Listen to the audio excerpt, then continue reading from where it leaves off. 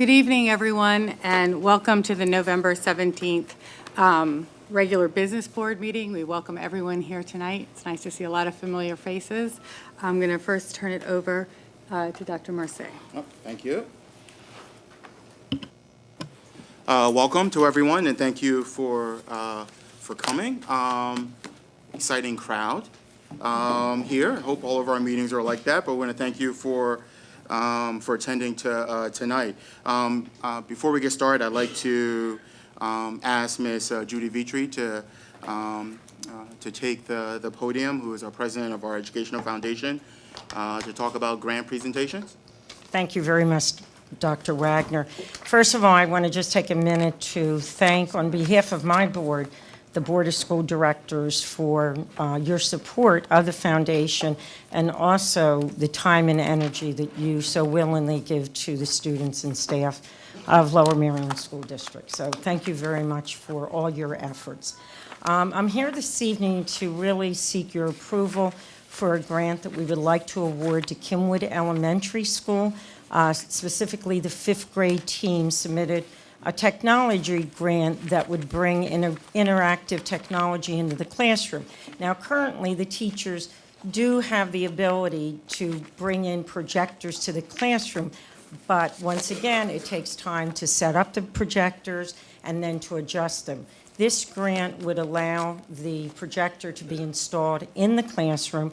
We're using a projector that certainly has more capabilities and more appropriate for elementary. And I think the impact is in so many different directions. When you have something right there in your classroom, it allows both the teacher and the students to be spontaneous and creative. In addition to that, it saves instructional time. If you're not setting up machinery, and every time you move it, there's that chance that you're going to have to readjust it, you can spend more time with your students. So the impact of it is tremendous. It's a nice segue for the students as they go into middle school, where this equipment will be there for them. The foundation worked with the administration at Kinwood, Dr. Martino, because we can only fund part of the grant. So it was great to have that cooperative effort with the school. We would like to recommend a grant for the amount of $3,500 and would ask your approval.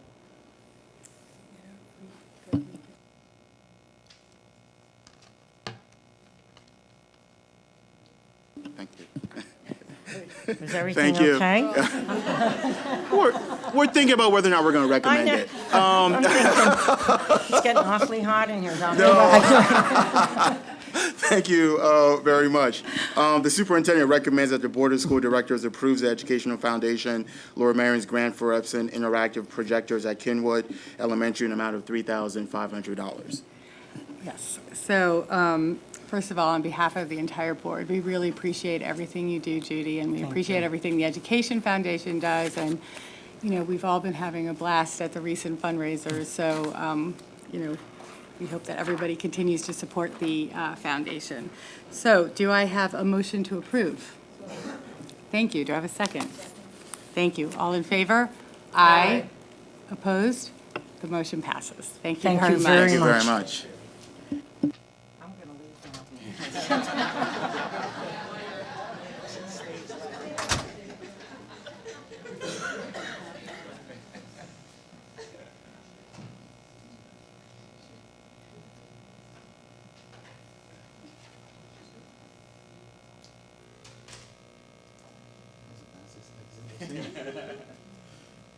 I think Judy had the fastest exit out of a board meeting I've ever I've ever witnessed. Before we get started, I wanted to talk about American Education Week and why we are here for a few minutes. You know, there are wonderful things that happen in our district every single day.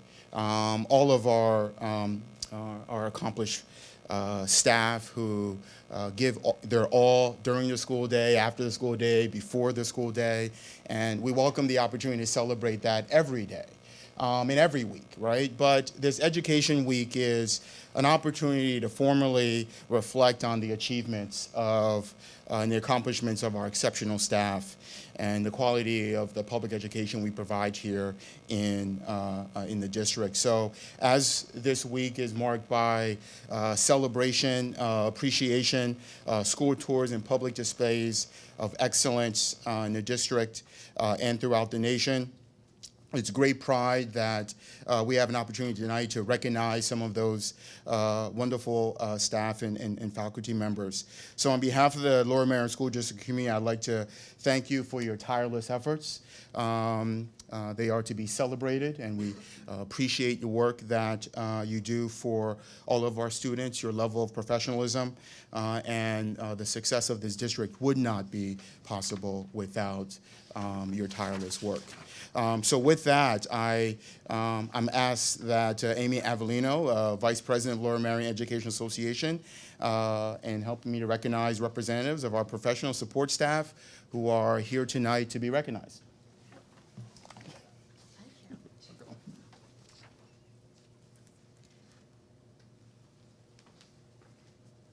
Good, okay. Darlene Mandarino, Treasurer of the Lower Merion Education Association.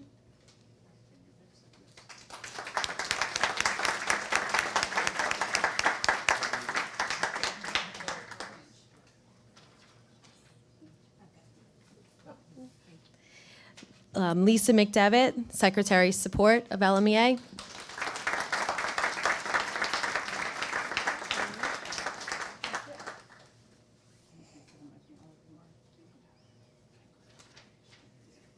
Debbie Williams, Head Administration.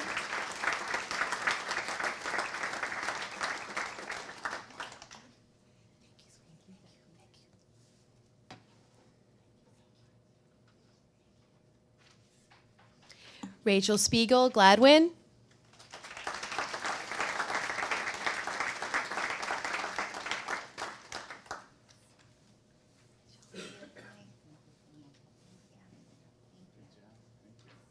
Sorrel Angel, Lower Merion High School.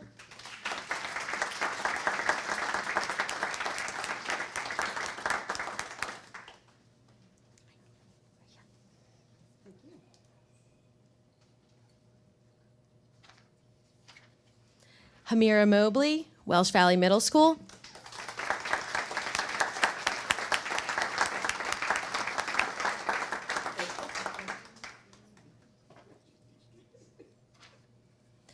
Joanne Capelli, Welsh Valley Middle School.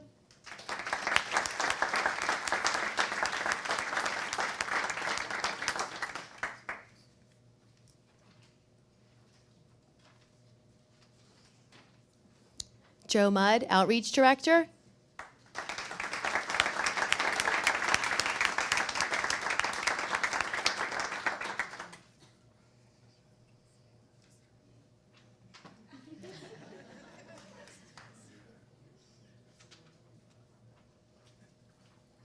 Jackie Gaines, Merion Elementary.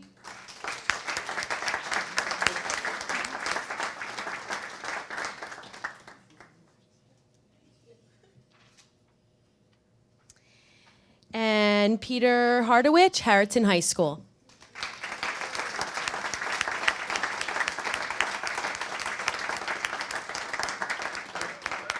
This is a surprise.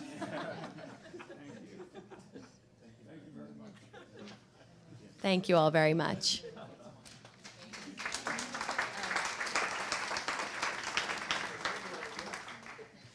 Amy Avellino.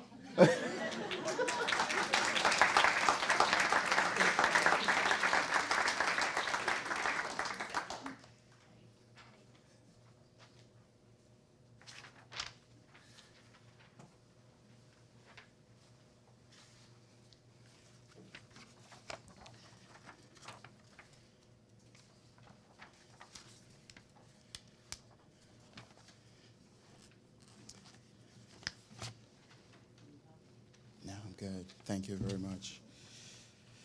I have to say, I have had the opportunity to work with many of the individuals that were awarded, that were recognized today.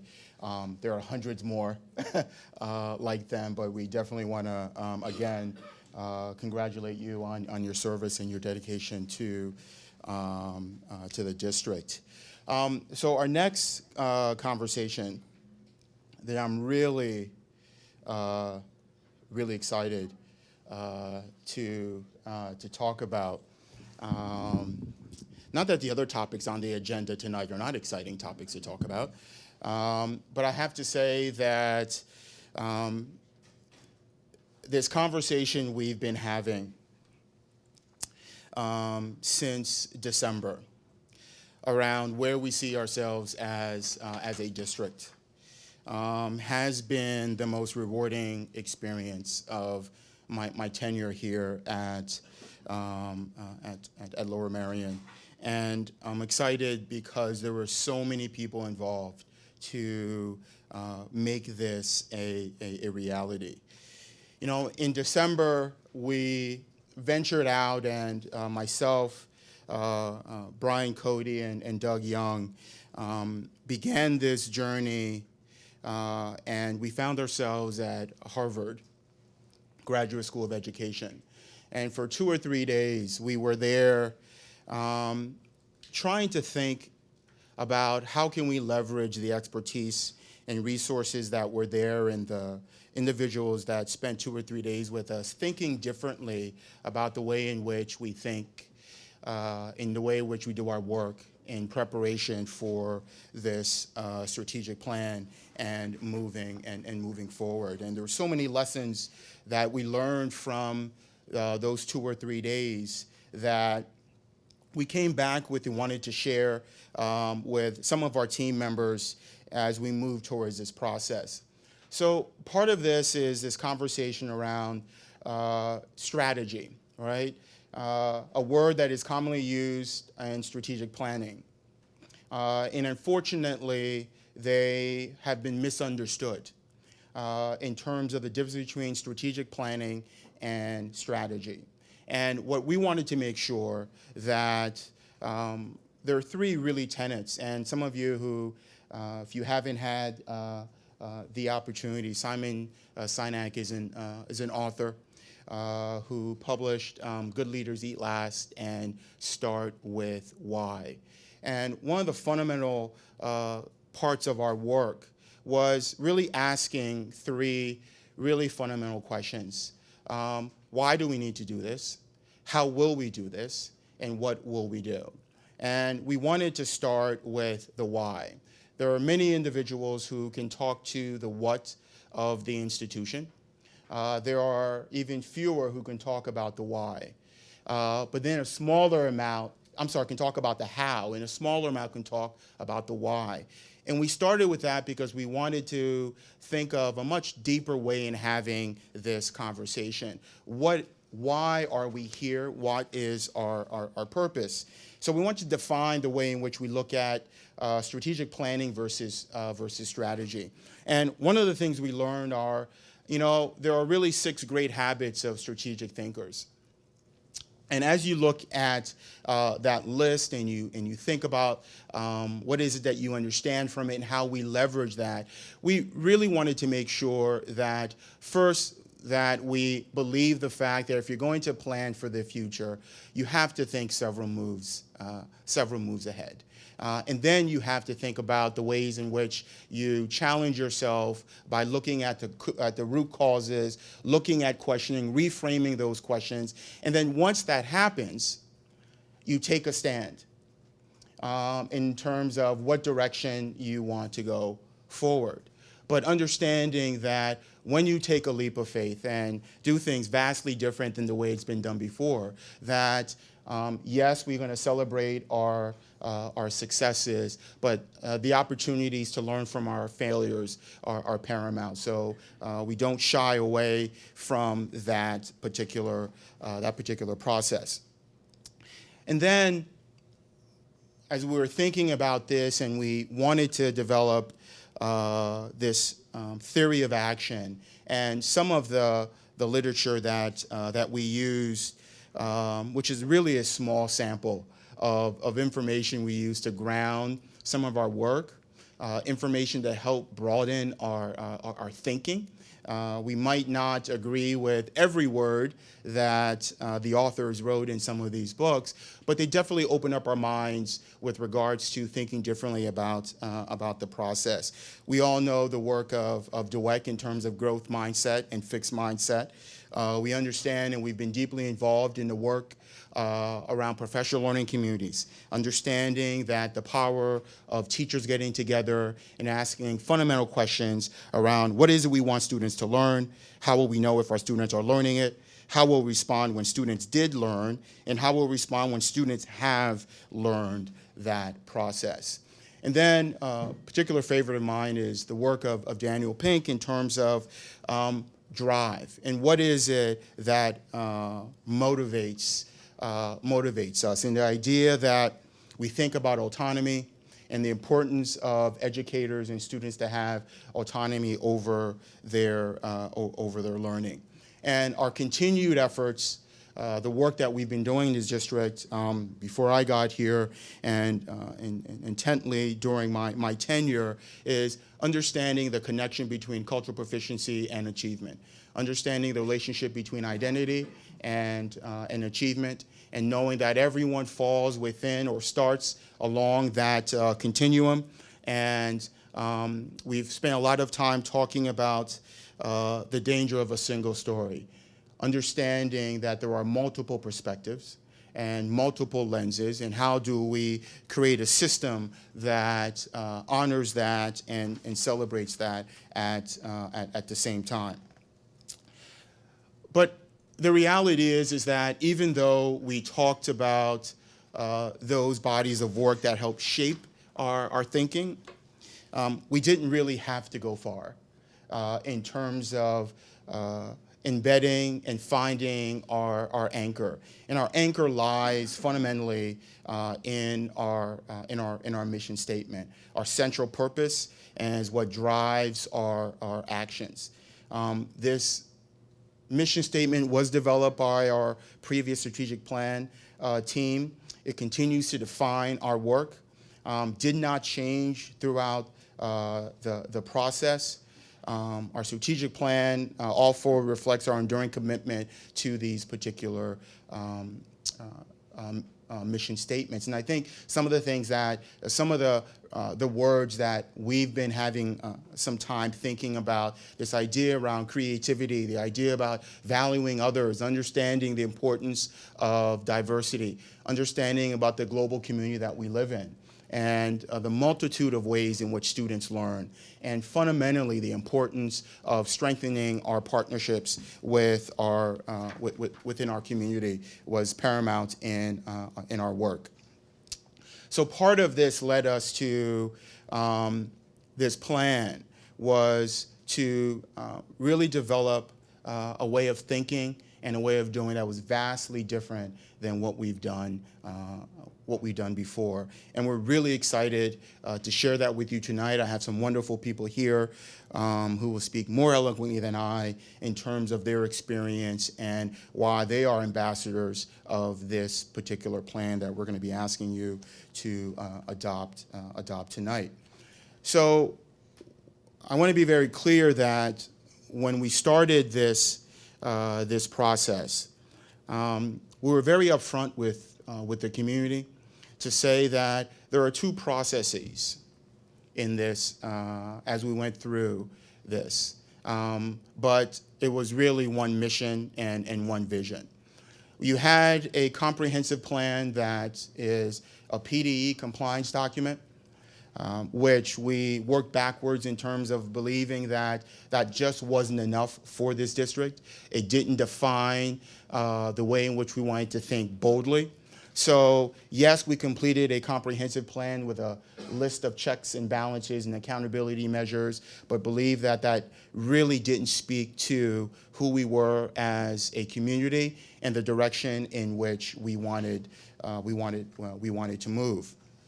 So with that, many of you have seen these quotes before, and we've used that in previous in previous presentations, but I think they, in addition to all the things that we've done, really anchored our work. The idea that it takes a large group of individuals to raise a child, and that we need to think about not confining our students or our children to our own way of learning. Times have changed, and we need to think differently about that process. But we also knew that we couldn't go on this journey alone, and that in order to do this, we did something, and you're going to hear this word bold over and over again, and it's not understated, is that we welcome the voice of thousands of individuals to this conversation, a process that has not been done in the district before, and I dare to say has not been replicated in too many other places, to the point where this Friday, we were invited, the district, to present to the 23 superintendents in the county to share with them the process that we went to. So the winds have carried this whisper, and people are paying attention in terms of the way we thought differently about this process as opposed to a compliance document. So we started with these fundamental questions to help us think differently. What should high school look like 10 years from now? And we caution those individuals with that question to say that you can't get to that question until you talk about the elementary experience, right? You can't get to that question until you talk about the middle school experience. So it's extremely important as we shape the future that the strategic plan doesn't start at the high school, doesn't start at the middle school. It really is deeply rooted in the work we do with our elementary school students and how we build that capacity. And then we ask these fundamental questions. How do you define a Lower Merion School graduate? What is it that we want as a community in terms of skills, in terms of attitudes, in terms of dispositions that we want all students to develop once they graduate from Lower Merion School District? And then the last question that helped shape our thinking is, where are our values? What do we really believe in? And Lower Merion has a rich history. How do we hold on to those wonderful traditions, but simultaneously embracing change and the way in which it comes? And we know that change can often be a very slow, methodical process, but we know that it's extremely important that we move forward. But one of the wonderful things that occurred throughout this process, and the voices that participated in this, the 69 members of the steering team that made up of students, faculty members, administrators, boards, convened over 4 full days in May and September.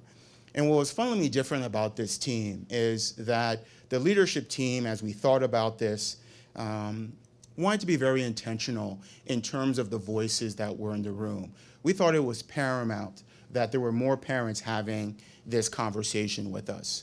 We thought it was extremely important there were more community members having this conversation with us. With the previous plan, it was really heavy administration. We wanted to open the doors and ask our parents, our community members, and our teachers to really dominate the conversation in terms of where do you see our schools 10 years from now. So before I go any further, I really want to recognize the wonderful people that did this work. So if you are part of the steering committee and you're in the audience, I'm going to ask you to please stand, and I want to thank you for your service. Anyone who's part of the steering committee?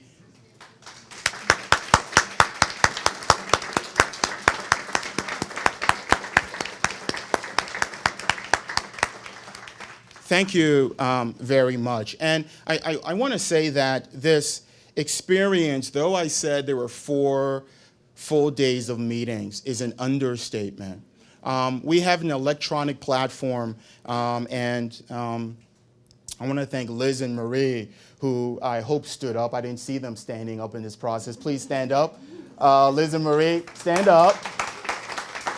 Thank you very much. From Insight Partners, who were really instrumental in helping us shape this way of thinking, this presence in terms of where we are. So when I said 4 days, it's an understatement. We created an electronic platform called Basecamp, and that was where we communicated. That was literally our chat room. The opportunity for whatever was happening that day, that week, that inspired us, that moved us, an article, a video, a reflection from the previous meeting was all embedded in this platform where we communicated really weekly around our particular work. So it was an extreme opportunity to have so many people so dedicated to give their time to that process. And then we really had an opportunity to have some wonderful experiences with our learning journeys. And what we did with our learning journeys is that there were visits to very different places within our community that allows us to get some really fresh perspectives on the trickiest parts of the question that we're wrestling with. What should school look like? And we went to different locations around the area. Some of them in previous conversations. NextFab, we went to. NextFab's mission is to foster innovation in manufacturing as key elements of our nation's identity and economy. We went to Indy Hall. We went to Comcast in terms of leaders in entertainment, online communication, Science Leadership Academy, great program between the School District of Philadelphia that talks about inquiry-based learning, project-based learning with that process. Went to Delaware Valley Friends, a leader around students with special needs and looking at the multiple ways in which they provide a rigorous college preparatory program and how they're using research-based instructional practices. So there were learning journeys that occurred for us to get a sense of what was the work happening in other institutions and what could we learn from that experience. And then our wonderful writing team.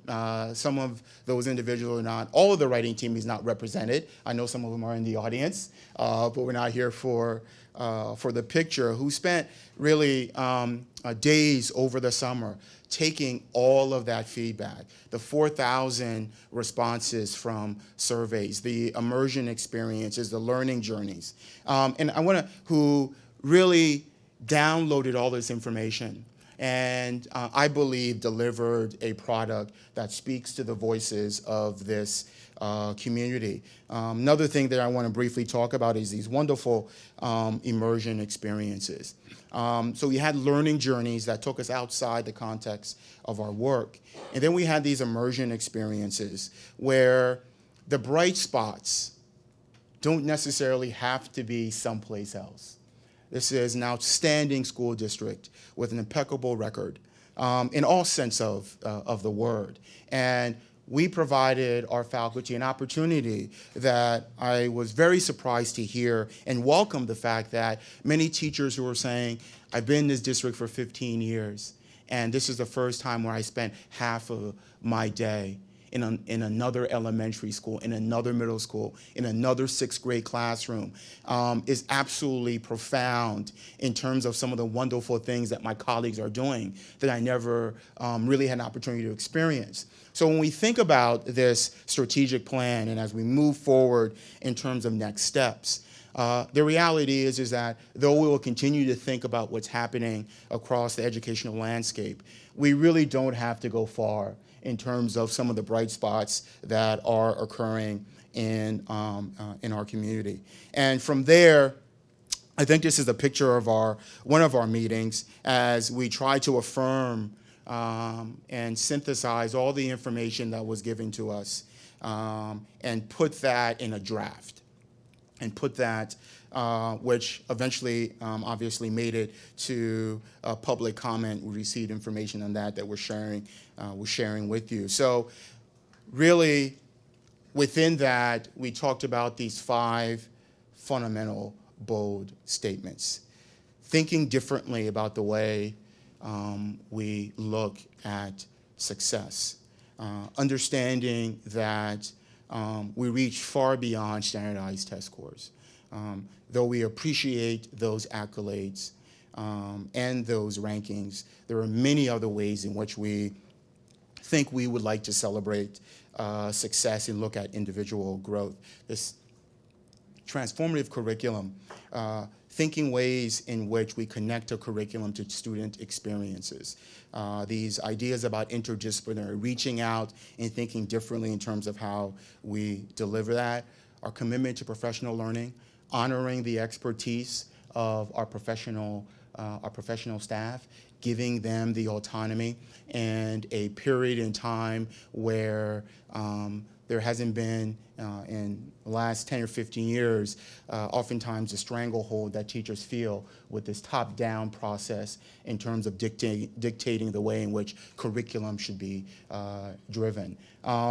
Do we love standards? We believe that they're meaningful standards we enjoy. We understand that there is a floor in terms of basic competency, but we don't want that to drive our pedagogy and don't want that to cripple our teachers in terms of innovation. And student-driven, which is the best part in terms of students having a voice in terms of their passion. I can't tell you how moved all of us were listening students to say, I understand there's a core curriculum. I understand there's a graduation requirement. I said, but I want my school to value the things that I'm deeply interested in. And how do I do that without sacrificing one or the other? I'm deeply interested in the arts. But how do I balance that with the expectations of what I put on myself, my parents put on myself, society says, and how do I move further into the areas that I really enjoy and balance that? So that was really monumental for us in terms of that process. And then really strengthen our community partnerships in understanding that there are some wonderful things happening within our community. How do we connect that to the work that we do in the district? So how do we strengthen our community partnerships? And how to revitalize and introduce new partnerships into our system? And I think you're going to hear some examples of how that works. So really, you saw this slide earlier, but I think it was really important in terms of what the next series of slides we hope will we want to share with you. And we want to start fundamentally with why we do this work, and then how we will do it, and what it will look like. And I have some of my colleagues who will be joining me in a few minutes, and I'll stop talking. A few more minutes, if you don't mind. So the first conversation we had is really about, I talked earlier about redefining success. Understanding that we have a commitment to support every single child in addressing the achievement gaps that exist and have existed far too long in this district. But we also know that success is much more than numbers on a test. And there are important measures that require us to think differently about. And we really wanted to honor the voices of some of our steering committee members in terms of what they thought. So I want to play you a short video of that. Hello, I'm Russ Lowy. I'm an art teacher at Lower Merion High School. I proudly and wholeheartedly support this plan. The thing that I think is most important for all of you to consider is the simple concept and idea that our system is actually broken. The way that we house and the way that we teach children across this country in public education is broken. This plan addresses that because this plan breaks it down into the individual child. It allows me, the teacher, to get to know that child, to focus on that child's learning needs, and push that child through a growth model to be a better learner at the end of their experience with me.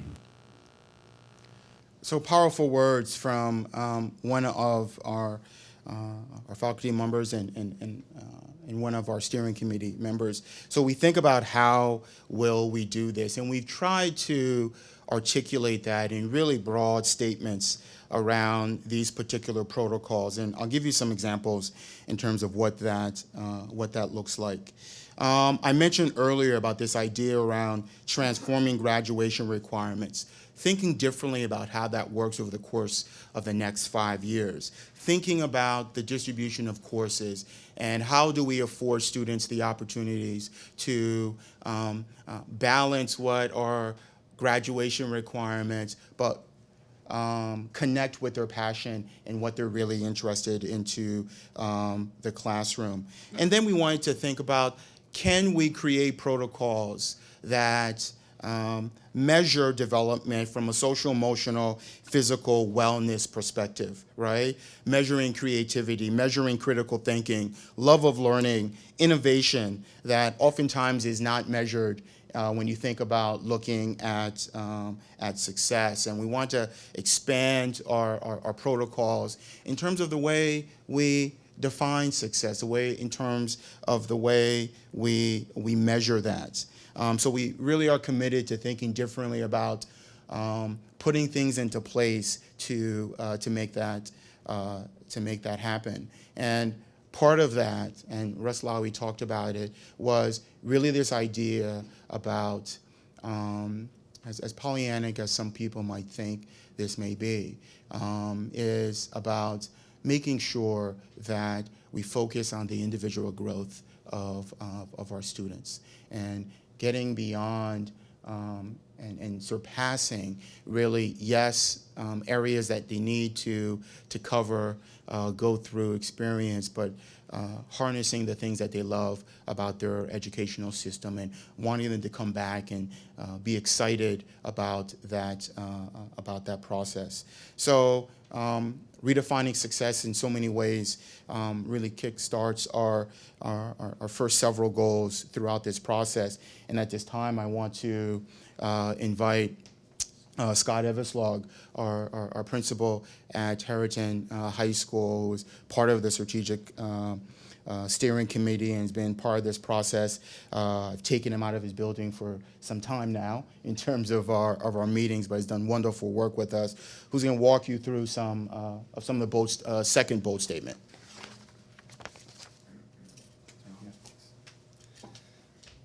Thank you, Dr. Marseille. Good evening, everyone.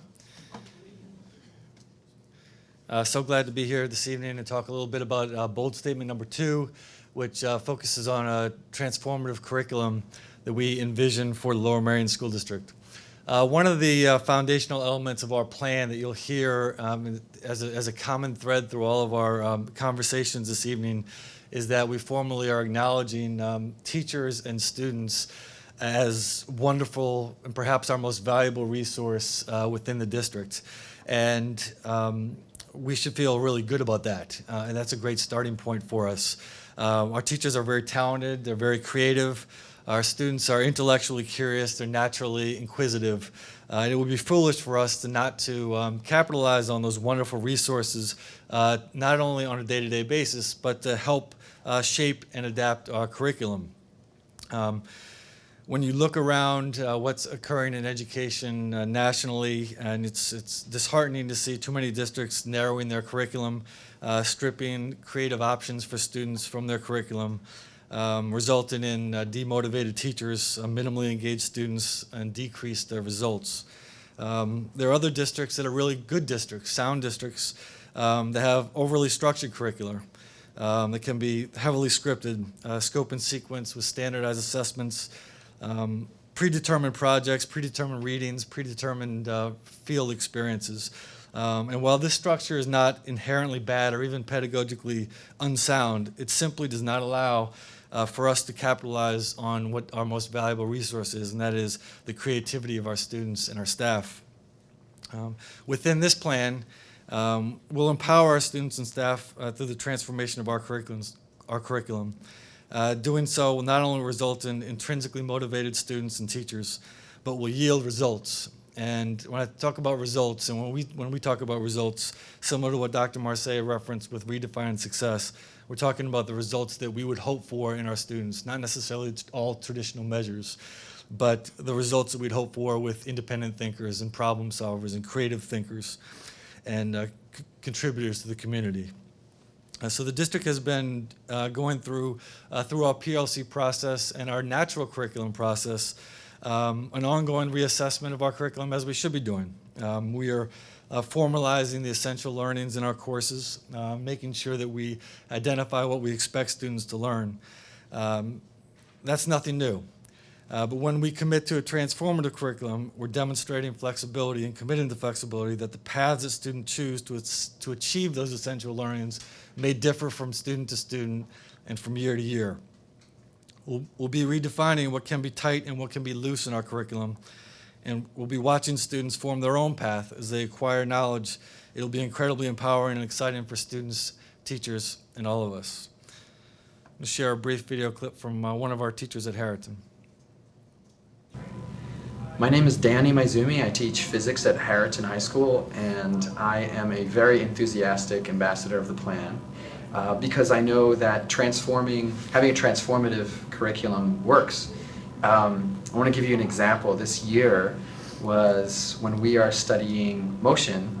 The first time I asked the students, instead of teaching them directly what Galileo said about falling objects, I posed to them the question, which falls faster, a heavier object or a lighter object? And I had them, without teaching anything beforehand, I had them design their own approach in groups on how to answer that question. And immediately you saw them creating their own knowledge. They would even criticize that very question. It doesn't make sense. Heavier object or a lighter object, does it depend on the material? Is it paper? And they came up with the most, some answered the question incorrectly, but what you got to see was they created these experiments however they wanted to, given these guidelines of refining the question and gathering appropriate data and analyzing their data to come up with their own conclusions, where in the end we had a huge, strong stepping stone to actually delving in to what otherwise would have just been delivered to them from the very beginning. So they're very, very active when we flip the traditional approach, and so I know that this has potential to go really far. That's exciting stuff from Mr. Imaizumi, who teaches physics at Harriton, and we often think of physics as one of those courses that's like so far out there. And I think it's important to note that Mr. Imaizumi, physics is a junior level course at the high school, teaches all levels of physics, college preparatory honors, the highest level of AP, and has taught IB as well. And this approach to learning is something that he has adopted for all students and has proven to be very healthy, something that we're very proud of. One of our programs at Harriton is the International Baccalaureate Program, and there's a course that's part of the program called the Theory of Knowledge. And the Theory of Knowledge is a course that's required for students in International Baccalaureate Program, but the focus of the course is really studying how knowledge is acquired and studying the complexity of knowledge acquisition. And if you think about how deep that could be, it's really fascinating how naturally interdisciplinary that is, to think of how complex the language acquisition process is for learners. And IB calls these ways of knowing, and stresses that these should not be viewed or studied in isolation. So when I spoke with a student the other day who was in the IB Theory of Knowledge class, and he was sharing with me a great conversation that they were having in class, the question that he shared that was so exciting was mathematics invented or discovered? And then the students went on to debate, how do we know if we've studied all of the math that exists? And if you think about that, you think about the dialogue that will ensue and the thought that students would have to put into to that process. I was, of course, fascinated and asked him for one more example, which I think I'd like to share with you tonight. His other question was, is science as objective as we think it is? So this whole fascinating process of students thinking about how they're learning, thinking about how they're acquiring information, and how student-driven that can be. And by giving students the choice in how they pursue their path to acquiring knowledge, and acquiring that learning objective, we allow students to not only build off their previous knowledge, but to make real connections between disciplines and to bring their own unique perspectives and cultures into the learning. Those types of dialogue really lay a foundation for each student's perspective to be validated in a dialogue, something that we've really been a fundamental part of what we believe here in Lower Merion School District. So just to wrap up about the what, I'd like to actually share with you the line directly from the plan that I think speaks to this notion. Right along with the idea of the traditional model being individual and isolated subjects in schools. And instead of thinking that way, we really should be thinking about the interconnectedness of curriculum. And so I'm going to like to share this line with you. The next great advances and the solutions to our most pressing challenges won't come from a textbook. They'll come from a generation that understands the people, places, and systems around them and thoughtfully, passionately embraces the pursuit of knowledge. And I think that speaks to the essence of the plan, the essence of bold statement number 2, transformative culture. Thank you.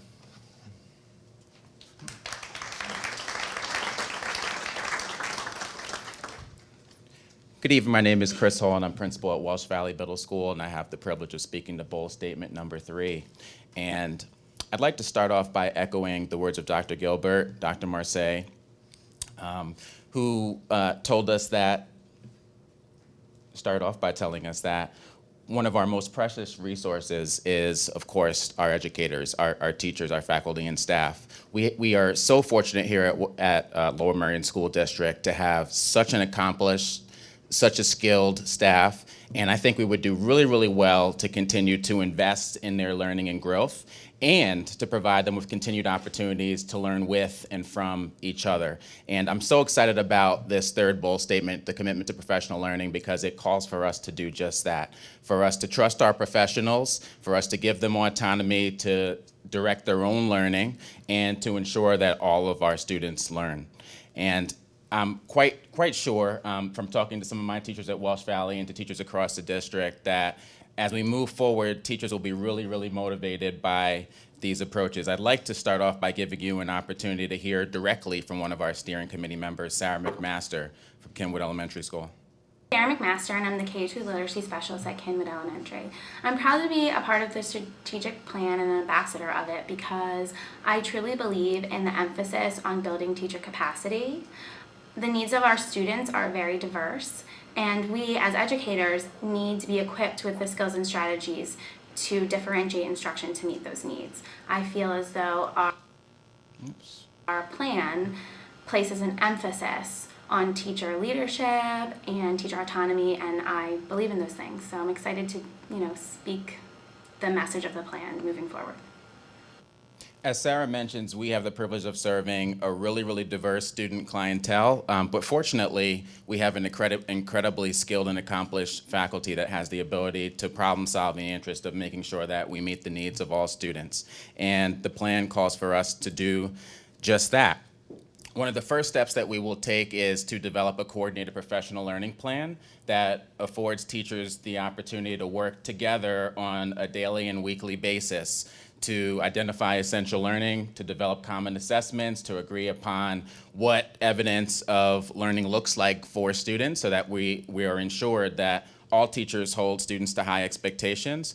And most importantly, providing teachers with regular opportunities to strategize around how to support students when they don't learn and how to develop plans for intervention and even enrichment for students that deserve to be challenged appropriately. So really the big idea here is that we're looking to give teachers the opportunity to learn from each other alongside each other and to problem solve in the interest of meeting the needs of all students. I'm really, really excited about being an ambassador of this plan moving forward, and I can tell you that I have firsthand knowledge that we're already living into the reality of this plan in many of our buildings. At Welsh Valley and Bala-Cynwyd Middle School, teachers meet weekly in professional learning communities, and that affords them the opportunity to identify essential learning, design common assessments, but also to share the very best practices that work for each and every individual student.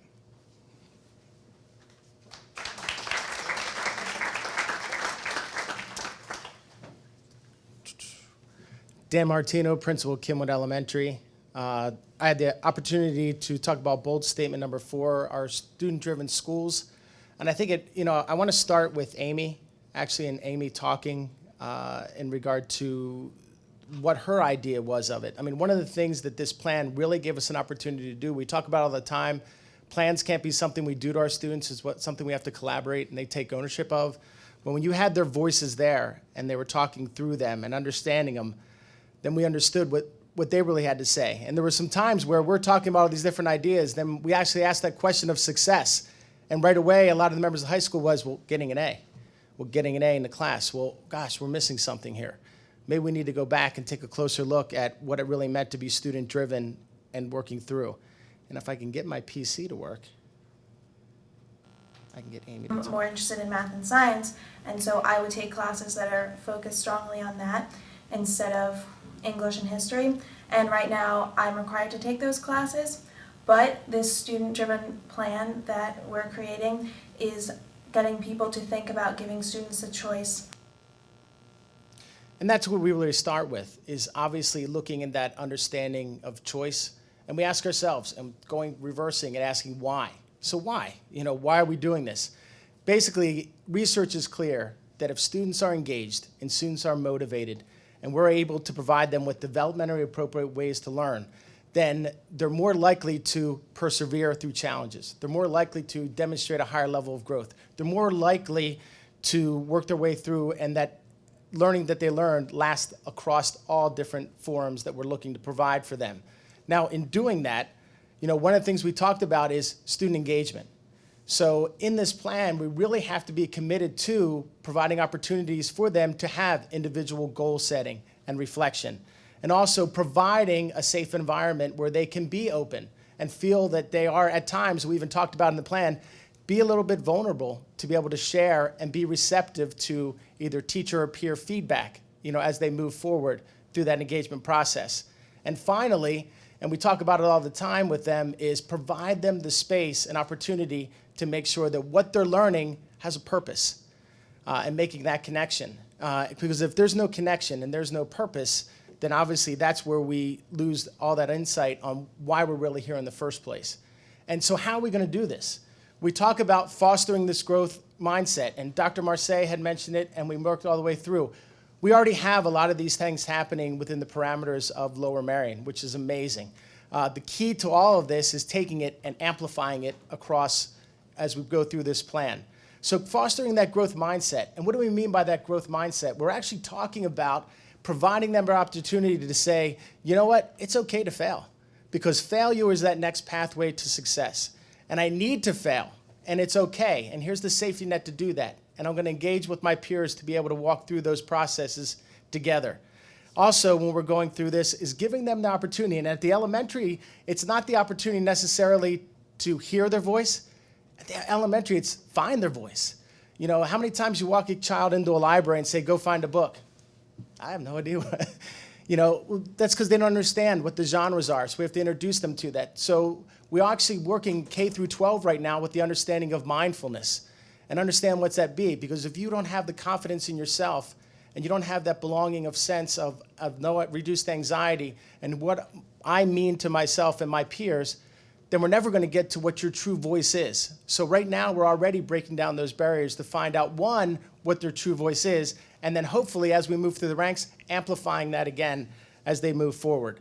We're also looking to expand those enrichment opportunities and look at those flexible grouping opportunities, but also there's a key thing that's also happening with providing students the opportunity to pursue differentiated areas of interest. And right now, 4 years ago at the elementary level, we started the process of responsive classroom. And responsive classroom worked through that whole understanding of that morning meeting. Well, responsive classroom is so much more than that. And there's a lot of things happening that's happening, once again, in small pods, but working through the idea of academic choice. And having students understand, and we're looking right now, learning through academic choice, and I know in some of the schools we're focused on that piece and looking at that, you know what, have the students the same objective. We're working through it, but make a connection, making a connection to that. I'm sitting in a first grade classroom and they're working on projects, and the projects just ask them, hey, you know, what is it you want to, what question do you want to know the answer to?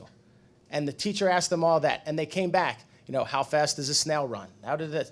And they integrated that back into the writing piece and had all these demonstrations of what that child, it was the same project, the same objective, the same understanding, the same concept, but every child was able to take ownership and personalize it.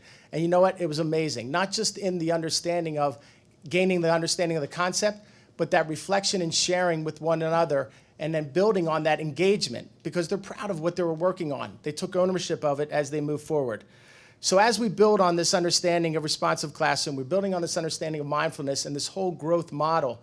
Once again, a lot of that is happening with our most precious commodities, our students, but it's not only just seeing in pockets across our district, but also throughout our entire district. You know, looking at the understanding that throughout our entire district, that we're looking at a self-directed goal setting for our students, positive risk-taking, and most importantly, and we say this all the time at the elementary level, always feel safe, always feel wanted. You know, we have multiple resources here at Lower Merion, but if that child, I can put you with a one-on-one, a one-on-two, I can give you every resource possible, but if that child doesn't feel like you want them there, or that child doesn't want to be there, it doesn't matter. It doesn't mean a thing. So providing that safe and caring and nurturing environment is pinnacle to all those pieces as we move forward, especially with our student-driven schools and our initiative. Thank you.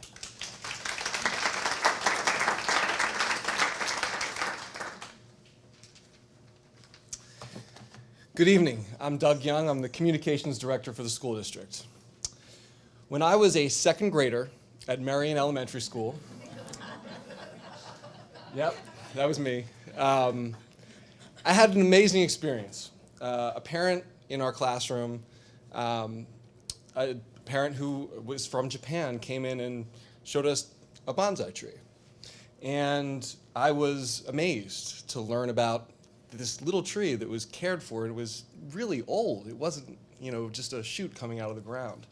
And that one lesson from a parent coming in from the community turned into a fifth grade project about Japan. It turned into my interest in taking Japanese at Lower Merion High School and studying Japan even in greater depth when I arrived in college. Our community is filled with amazing resources, amazing, amazing people who can provide expertise, knowledge, and share their passion with our students and with our staff.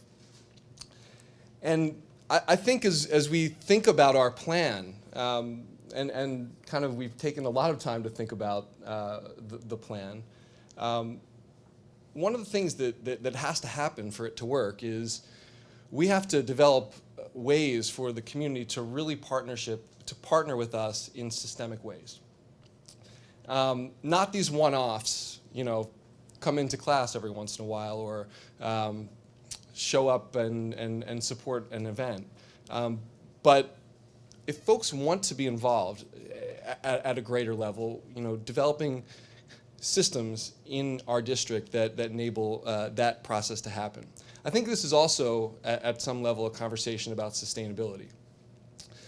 Our district, which I'm a proud product of, long-term, can only be sustainable if we foster these greater partnerships, but also think about creating revenue opportunities and sources that don't exist right now so that we can offset some of the costs that taxes mean for our community. And what I mean by that is not that we would, you know, move into a completely new model of financing education, but we have alumni who want to give and give back. And I'm going to play this video with Judy Vitri, who was my second grade principal, who is now the head of our education foundation. And that foundation is going out there and finding funding for innovative projects in our schools, finding funding for doing things differently. And I think it kind of represents the spirit of where we're headed. Hi, I'm Judy Vitri. I'm co-president of the Education Foundation of Lower Merion and also a retired Lower Merion principal. Another thing that I felt was so important about this strategic plan is that it welcomed community participation. Lower Merion has always welcomed community participation, but it looked at it in a little different way. It said, not only will you join us, but also what skills, what resources can you bring to the table? Really partnering with groups like the Education Foundation. At the heart of the Education Foundation is our grants program, and this is a perfect way of really matching what the goals of the strategic plan are and what the goals of the foundation are, how we can really provide grants for teachers so that they can be innovative and a way to reach kids in a different venue. Several years ago, about 2 years ago now, many of you might be familiar, we launched an innovation center. We went and partnered with Wharton. They came up with a plan with us to utilize some space that had become available in the administration building as a student office. And we thought, gosh, we have this opportunity, we have this space. What can we do and provide to students that would be a little bit different? And thanks to that kind of partnership that was brought to us through a parent, we developed a summer business incubator for high school students. And when people found out that we were doing this, we had parents and alumni say, well, how can I help out? And that led to several students creating their own businesses. That led to a program called TEDx Lmsd, which is our own version of TED Talks. That led to a parent emailing us before the start of this school year about giving us access to this incredible online medical conference for students who might be interested in health sciences as a career. Those opportunities can't happen if we're not asking, we're not providing a really systemic way for folks to give back in some way, whether it's expertise, whether it's financial resources, or whether it's just their passion for our schools and our kids. So the hope is that, over time, we can begin to build even more of those opportunities so that we can engage folks in the community in more successful ways.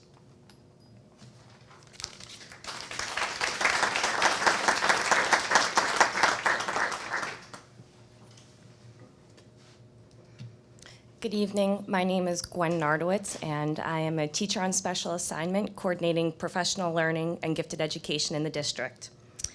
It is with a great deal of enthusiasm that I speak to you now about our intent to move the plan forward. Given that the plan is unique in and of itself, our next steps are as well. We will spend the remainder of this school year communicating the plan and taking time to socialize it.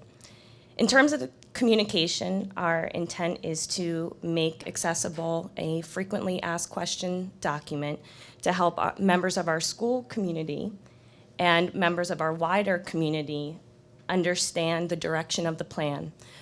We also want to prepare a summary document to help, again, make that plan accessible. In terms of socializing it, we want to engage our ambassadors. Many of them are in the audience tonight, to help us identify bright spots, things that we're already doing in the district that are moving in the direction of the plan. We want to engage in dialogue to identify learning journeys that may be of benefit to us, to learn more about different areas, different institutions within our region, to identify promising prototypes. And within the context of the plan, this may be a new term to you. So the way we're thinking of it is that prototypes allow us to, a large system such as ours, to be nimble. Okay, they are less structured than a pilot, but really allow us to explore innovation on a small scale. So a colleague, an educator may have an idea that they want to explore, and maybe it's on the scale of their classroom. We want to identify, leverage those prototypes to help us move the plan forward. And we certainly want to start to be mindful of where systemic barriers are so that we are able to minimize them and hopefully eliminate them. And we certainly want to make use of the partnership and the community that we've really established with our steering committee. I'm going to play a message from one of our ambassadors now. Hi, my name is Candace Brown. I am the school counselor at Marion Elementary, a member of the steering committee, and I am an ambassador of the strategic plan. We are the school community where each and every representative enters to learn and will move forward along the strategic pathways of the Lower Merion School District. I am a proud ambassador of the Lower Merion School District Strategic Plan. And what we're doing by making use of our ambassadors really is establishing a communication cascade and a leadership spine for the plan and helping us to make use of our grassroots in terms of leadership. So our focus on the communication cascade and a really firm leadership spine is how we will spend the rest of our time this school year if the plan is approved. And finally, and really like the most exciting thing for me to share with you this evening is our communication around the plan with our students. Once we initiated the process at the end of last school year, we invited them into this feedback, into this inquiry, into this dialogue, and we carried that over to this school year. And our students at the high school level, at the middle school level, and at the elementary level have really insightful things to say, and I'm happy to share some of them with you now. You have to take like a history class all 4 years, and you have to take an English class all 4 years. State requirements. But for me, I chose not to take Spanish, and instead I Try that again. put genetics in my schedule instead of having free. Like, I feel like. So some of the amazing things that they shared. At the high school level, they're thinking very deeply about what they want, their personal agency in their course selection, and they're really challenging us to be responsive to that, and we've invited that in. At the middle school level, students were playing with some of the language. What does it mean to be dynamic? And having their classmates say, well, here's my definition of dynamic. And to engage in dialogue around that. They also spent time, it was a really insightful question, really, that started it. If it's not broke, why fix it? And a student kind of challenged his classmate to say, well, maybe it's not broke for you, but it may be broke for some other members of our community. And that thought, Dr. Rachel Nichols is in the audience. It was in her classroom that it was great to see students challenge each other in a really, in a safe way, but in a way that is aligned with the direction of the plan. And finally, our elementary school students, we made a student-friendly version of Bold Statement 1 about redefining success and invited them to say, do they agree with it? Do they disagree with it? And to share experience about a time where they felt successful. And they ran with it. And their definitions, it's really sad to me that you're not hearing it from their voice, because that was the whole intent of inviting their voice into the room. You think? Okay.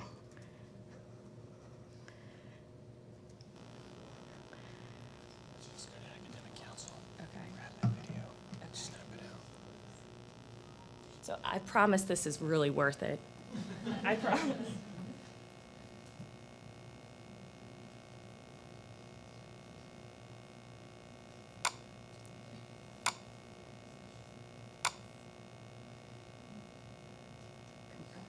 You want to do compressed, or we can run this video?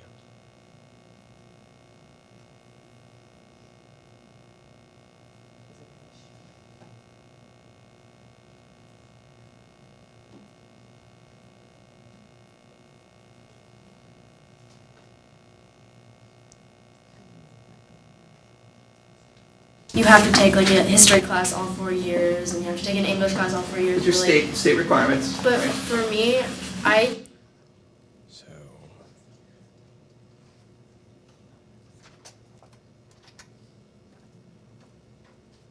Slide it over to the other screen. Slide it over. There you go.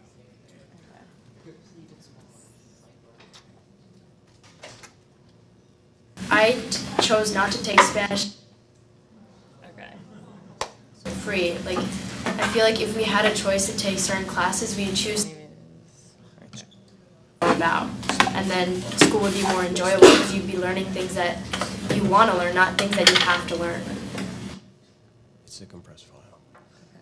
Let's try this other one.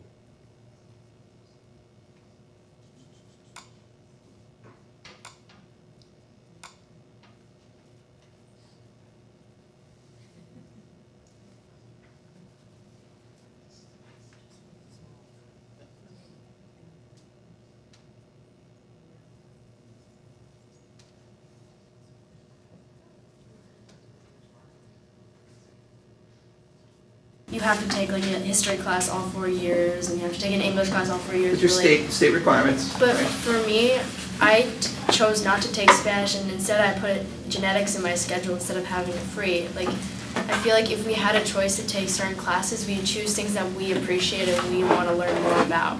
And then school would be more enjoyable because you'd be learning things that you want to learn, not things that you have to learn. It says a dynamic and adaptable curriculum, but I don't know what they mean by dynamic. Does it Dynamic, go like like- from forte to piano? No, it'd be like here. Is there like a crescendo? It's like it adapts like to like the students' learning styles and like how like the most what's like the best way to have students achieve like their goals. I guess that's the best way I can put it. But how, like, what's the definition of dynamic? Dynamic is like You know? changing. It's like changing over time, like a dynamic character. So how can you like increase education? Don't fix it if it ain't broke. That doesn't mean you can't improve upon it. Or different, really like even like the it's still working. It's more like how can we make it better and improve it? Like how can we innovate more?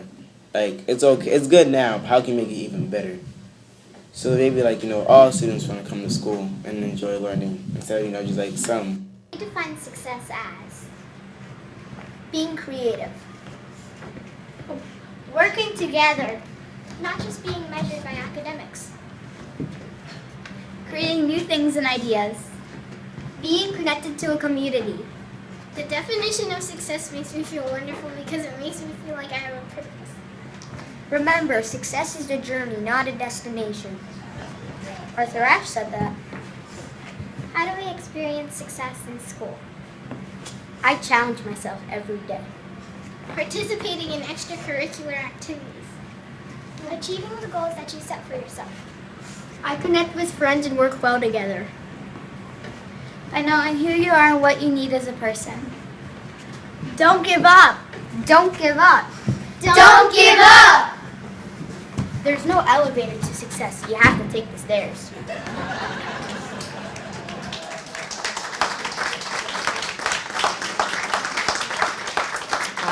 So thank you for staying with us while we fought to make that work. Because again, and just to close the presentation, those voices are who we're working for, and so I'm thrilled that they could be present in this room with us this evening.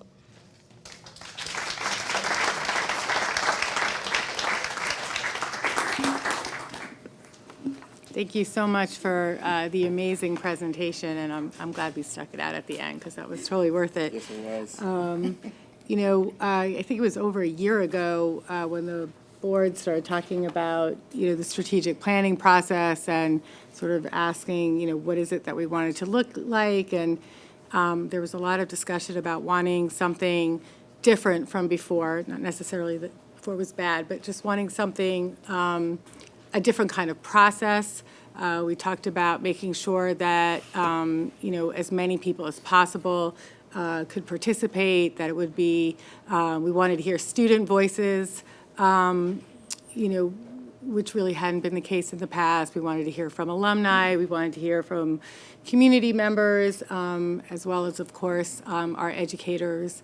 And so we wanted a really sort of inclusive process.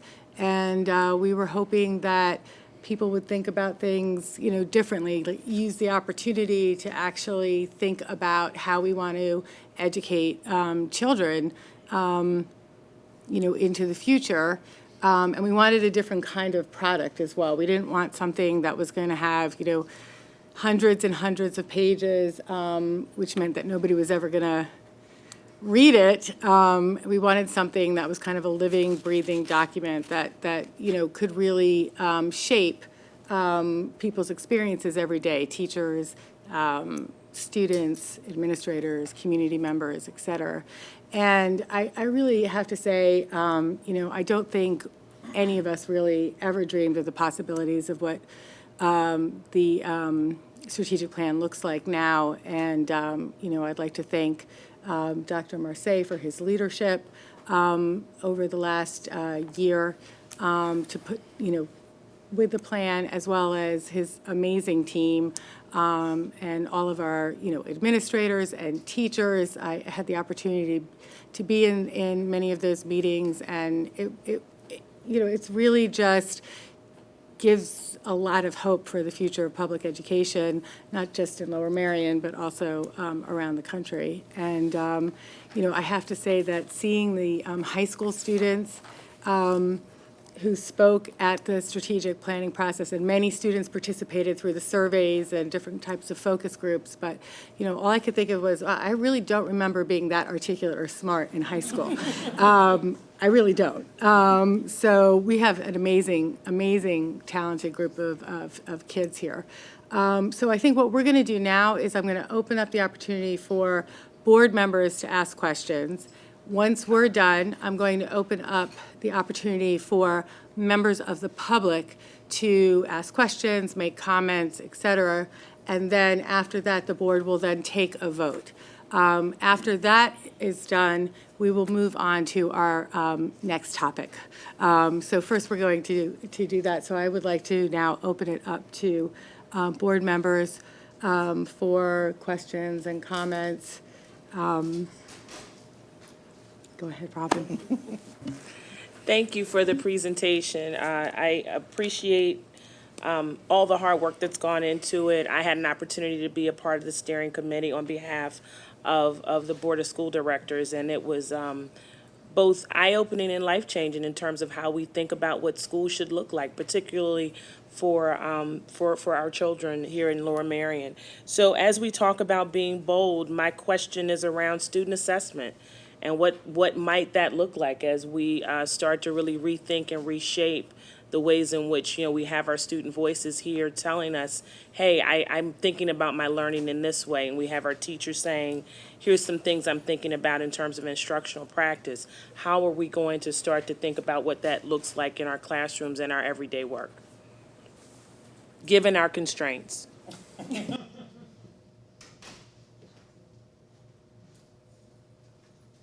Good evening. So given our constraints, and there are many as we come up to December and Keystone testing, and then again in May and Keystone testing, but I think from our perspective, it is looking at those assessments, looking at them carefully and critically. What are we assessing and why are we assessing? How does our curriculum match up in ways to those assessments? Where do we deviate? And say, no, that's not what's the essential learning here. So I think as an administrative team, as a leadership team, as teachers, we have to look really critically at what are the assessments, what are we using them for? What is that data showing us? What is it not showing us? How do we look at those students who are not successful on those assessments, and what does that mean? And what do we do differently for those students so that that doesn't become their world in the school district? So there are some of the really critical conversations we're having. I've never so much talked about the tests as we have in the past couple months. And what do they mean? How do we get our students prepared, but how do we get them thinking differently that that's not the be-all and end-all? It's not why we're here. It's not the only thing that's learning is about. So I think that's how we're just beginning to think differently about them within the constraints that we know we have being a public school. You know, I want to add to that. Thank you, Ms. Hockfield. And, you know, we worked very hard to determine what is our locus of control as a district, right? As a public school system that's governed by national standards, state standards, PA core standards, a series of assessments that have been used to rank, file, and measure schools. And we realize that, obviously, the voices of our parents matter in terms of forcing our legislators to think differently about assessments, but realizing that what can we control internally in terms of our own assessments, right? PSSAs and Keystones, despite of a new governor, I don't believe will go away tomorrow. So what is it can we control within our own landscape? And some of the assessments that we're currently using, Marcy eloquently talked about, well, what is the true purpose? Why do we need that? What is it really measuring? And from that perspective, what are other alternative forms of assessment that measure achievement, that measure growth? The ideal of a standardized test, a bubble sheet, a multiple choice answer as the ways in which we measure learning, they have, when designed well, a purpose, when aligned to the curriculum, a purpose, but we want to push the envelope and say, well, what are the ways in which, as a district, we measure achievement, we measure growth? So coupled with that, what does that look like for that student for other experiences? Which is why the learning journeys were so invaluable in looking at other ways in which people are, in addition to this traditional way of assessing, providing students an opportunity to say, well, we understand this is one way that you've measured your understanding. We think there are other modes that will support that, that's much richer than this one, and how do we balance that? So we're really hoping that moving forward with that, we start to kind of move things around and move those barriers to prepare for that. Great, thank you. I want to thank the committee for all their hard work, and I think this is a fabulous plan. And I want to thank them all for being bold, because that's what we're asking the kids to do and the teachers and everybody else. We're asking everyone to be bold, and I think, you know, to take risks. And I think this plan is a bold plan. My question is, while my head very much agrees with bold, my heart skips a beat when I think about college applications and how redefining success may be what we believe is right for the kids. It may be not the way other people are measuring it. And I'm wondering if we have, how we can help parents and kids with that type of potentially stressful situation as we redefine success and other people may not, and how we'll do that outreach. Wow, great question. And I'll try this, and I let my colleagues please jump in. You know, one of the many challenges in terms of looking at this plan is the way in which outside organizations and system oftentimes come in direct conflict of the way in which we think, the way in which messages at post-secondary institutions, they send mixed messages in terms of the type of quality of students that they want.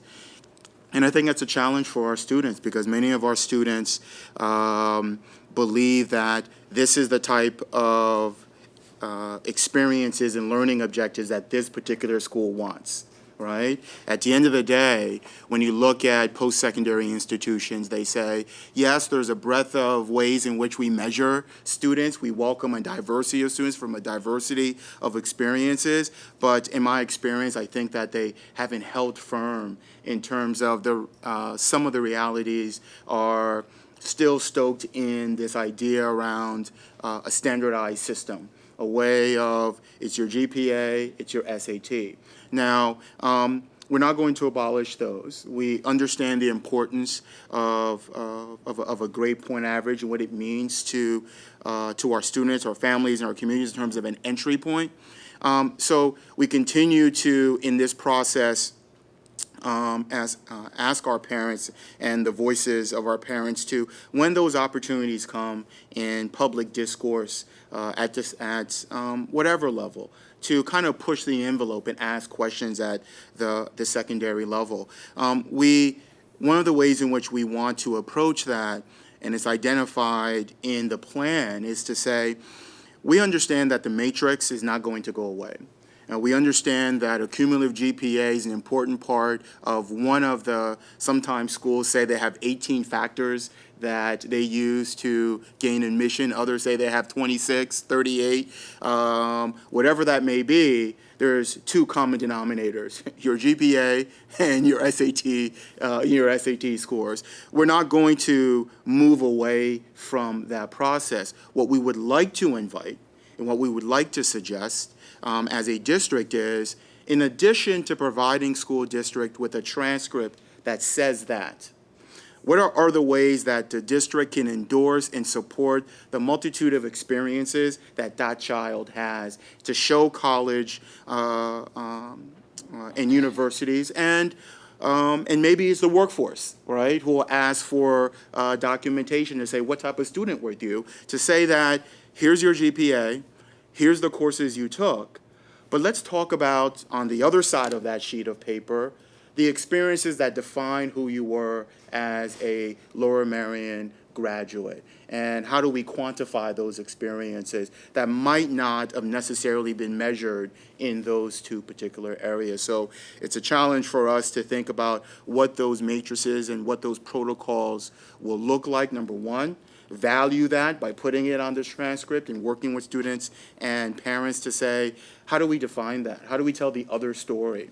And then really championing that cause. And we have great partnerships with our post-secondary institutions, our great partnerships with students who go to that route of careers and leverage that community aspect of it. And I think Doug mentioned that it just extends far beyond really parents coming in or resource coming in. It's us going out and saying, we have a very different way of thinking. We want you to celebrate the diversity of our student in all terms of all definitions of that word.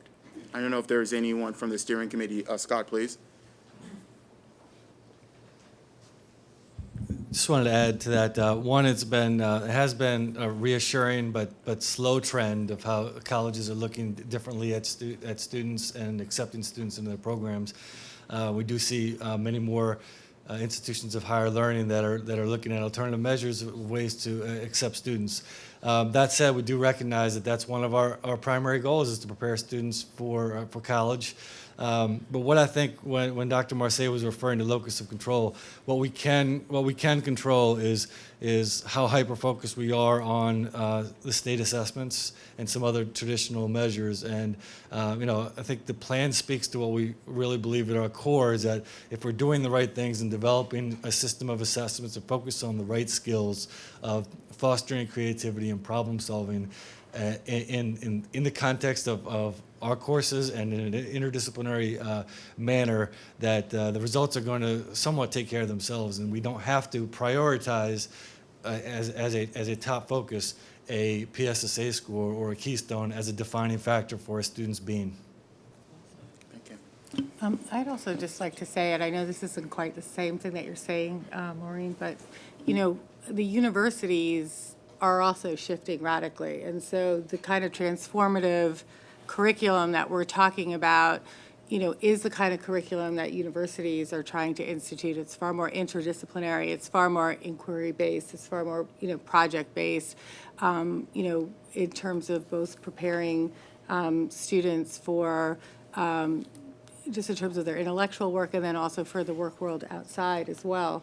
And so I think that in some ways, we're doing our students a service.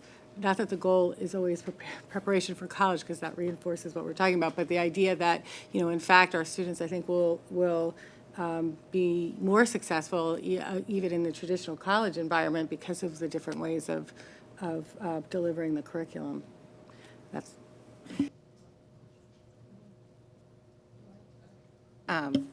Thank you. I also wanted to add my voice of congratulations to Dr. Marseille and everyone who was involved in this plan. And I think part of the power of what was done here is not only is it bold, but the process that was undertaken to get here with extensive stakeholder engagement with the community, with the teachers, and even the students is what gives me a lot of hope that actually the plan will come to fruition.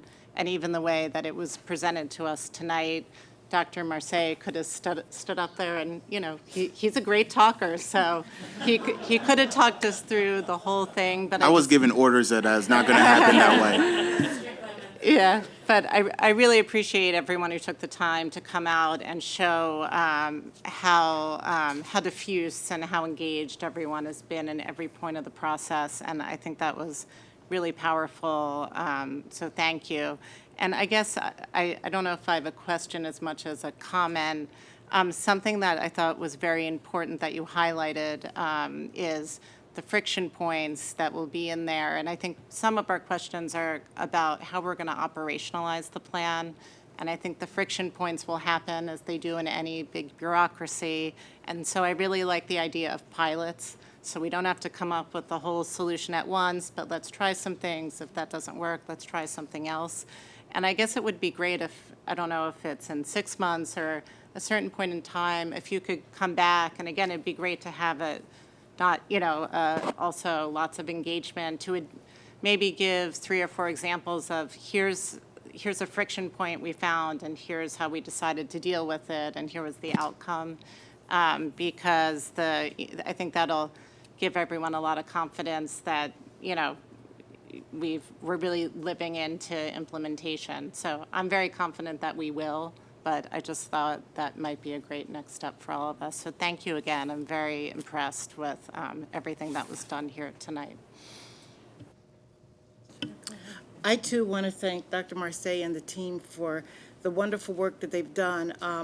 There's a saying that a little child shall lead them, and I heard the statement today that one of the students said, if it's not broke, don't fix it. And then another student said, if it's not broke for you, it might be broke for somebody else. And I'm sure that there are some educators here in our wonderful Lower Merion school system that have the same idea, if it's not broke, don't fix it. So my question to you is, for those educators that might not see a system that's broke, but understand that there's time for change, have support systems been put in to help those educators understand that everybody doesn't learn the same way, and that we need to do something to help other people, other students, to be able to be successful in this wonderful system that we have? Do one of you want to answer that before? I'm going to have to be either you or one of the principals in terms of the way in which they engage their faculty, because, great question in terms of we talk about we meet students where they're at, right? Because it's paramount, and we meet adult learners in terms of where they're at and how we navigate their learning experiences. So a couple ways to respond to that question. First and foremost being the strength of the PLC, the professional learning community, and the forum that provides for really honest dialogue between colleagues. And what we're learning through the bright spots we have with PLCs already in the district is that conflict is really an opportunity for us to learn from one another. And in reframing conflict as something to avoid, that if we invite that in and ask a question and reflect on it and really have a collegial dialogue, that really, really brilliant things start to happen, shifts start to happen. So one way I think that we are moving in that direction is through our PLCs. Thanks, Gwen. Just to piggyback on that, our faculties have all had extensive professional learning on professional learning communities, and I want to share with you all that there are 3 big ideas of PLCs. And the first big idea is that we all collectively commit to ensuring that all students learn. And it sounds like a really simple, kind of trite statement, but it really is the foundation upon which we have all of our discussions. And so at the beginning of each cycle of instruction, our educators come together and write SMART goals, thinking about what we want 100% of students to demonstrate learning of at the end of an instructional cycle. And I can tell you that when we first started having those types of discussions and started talking about what would be an appropriate SMART goal, we of course, had some educators say, well, maybe we should think about what we want 85% of our kids to learn at the end of 8 weeks. Maybe we should think about 90% of our students to learn at the end of 6 or 8 weeks. We had to have some tough conversations where we had to confront that thinking around, making sure that we have high expectations for all students. And so those small group discussions with our PLCs have allowed us to have some of the tough conversations we really need to have on an ongoing basis to make sure that in an ongoing way we're establishing the culture of high expectations across all of our buildings, across all of our content areas. Really appreciate the question. Yesterday, when I was going through kind of a week's worth of emails, which I tend to do sometimes on Sunday afternoons when it's quiet around here, I received an email from two groups of high school teachers who had just returned from a conference. And it struck me, and I think I forwarded their response, what they sent me, to Dr. Marseille and a few others. They came back after a wonderful 3 days of learning, and they sent an email that said, "We get the bold statement thing." And in fact, we just came up with our own 5 bold statements about student learning. And they were tremendous. And they were about all students learning. And they were not the same 5 bold statements that you saw today, but they really spoke of the work of teachers and the fundamental work of making sure that all students learn. And one of them really struck me because it wasn't one I expected. One was about homework, and one was about what do we do when some teachers are not on board and don't respond the way we want them to. The third one was about our ELL students, which is not something I've seen before from our teachers, a genuine concern about this group of students we have in our district and how are they learning. And it just hit me when I read all 5 of them that they get it. This is a group of only 8 teachers, but they get it. And they're returning to their individual buildings after a great experience and sharing. So I read that email yesterday, and it really spoke to me about the comment that you made tonight.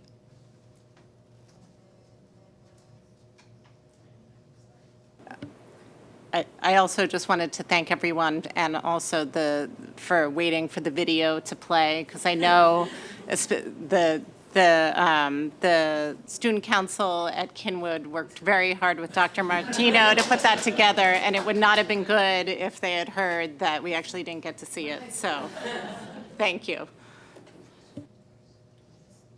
Thank you very much, and I really appreciate this plan. A comment from me was that as I read the whole thing, the very beginning talks about the history of Lower Merion and the pride that the community has. So I'm very curious about number 5 of, to me, blurring the line between the schools over here and the communities over here. It's not that way. So my question, Doug, and I think you mentioned a lot of parents coming in, is there some initiative to bring retirees in or empty nesters who are one step removed from our school per se, because their kids have gone through, but might still have an interest in working with and being part of what is their school district as well. I don't know if that's something you want to comment.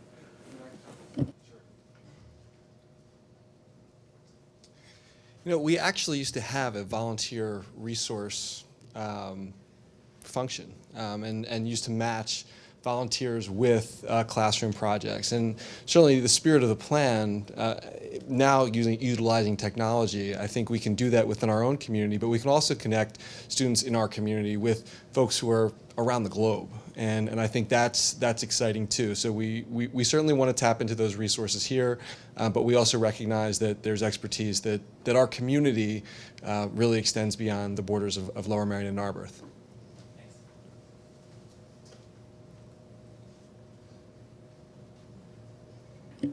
Thank you for the presentation, and I too got the opportunity to work with the steering committee and found it very fruitful. One question I have just piggybacks on something that I heard before, and I wanted to ask Dr. Marseille, what does it look like when a child fails so that they don't fail forever, so that they fail and they learn from it? You know, I think either Mr. Everslog or one of our steering committee members spoke to us. I think Chris Hall talked about failure is a starting point with the learning process, and it's a conversation that we want to have with our teachers in terms of how to embrace that, especially for adults who don't like to fail. Adults oftentimes see that as an inadequacy, my inability to do something which I should know how to do, and I'm going to shy away from that. It's embarrassing. I don't want to do that. And we want to make sure that the idea of creating an atmosphere where learning takes place naturally, where understanding that part of the process, like and hypothesis, like a chemistry class, is the idea some of the most wonderful things happen in classrooms that were just unexpected, right? Some of the experiments that you thought were going to work that way is the opportunity where it becomes an aha moment. So how do we take that concept and turn those every day into an aha moment? I want to share an experience as a very, very, very long time ago when I was an athlete. Thank you, Diane. And I think about my experiences. I see some athletes in the audience, and I think about the hurdles. As a hurdler, I thought about the times where I hit the hurdle, I fell, and those experiences, as I learned because my coach embraced them, were the most valuable experiences, far better than the times where I would run a race and hit nothing. So I think it's really about the way in which we invite teachers to create an atmosphere that welcomes students into that. And I think a lot of students with that growth and fixed mindset just don't want to step out their comfort zone. They've always known the answers. They've never really experienced that I don't know or this is a failure because of the way in which they process it. So we're inviting students, we're inviting teachers to say that that is an aha moment and where do we go from that? But the first thing to do is to go back to the assessments to say, well, there's a different way of helping students think about the way in which a low performance on an assessment is an opportunity to learn. And it's the way in which we communicate that process, right? So as much as parents may be disappointed, as much as teachers may be disappointed, how many times can you think about when your child walks into the house and they give you a score on an assessment and the first thing a parent says, majority of us, I don't want to paint it with too much of a big brush, to say, what happened? As opposed to shifting the paradigm and say, you know what? There are some areas here that you showed some great progress. You answered much of these questions really correctly. What is it about this learning experience that can help shape the other process? So it's really just, when we use that term paradigm, I know it's cliche and people think about it, it's just really shifting some of those conversations. I don't know if you want to add anything to that.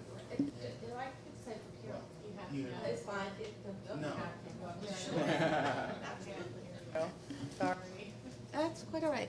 And for me too, thinking of failure isn't always a huge failure. So it's not that you've failed the course or you've failed the entire project, but you've stumbled up against something and then we've got to find ways to scaffold and bring you back. So, if celebrating the small ones, we can oftentimes not make it to the big ones, which is my thought. Thank you. Right, we're good, I saw everybody.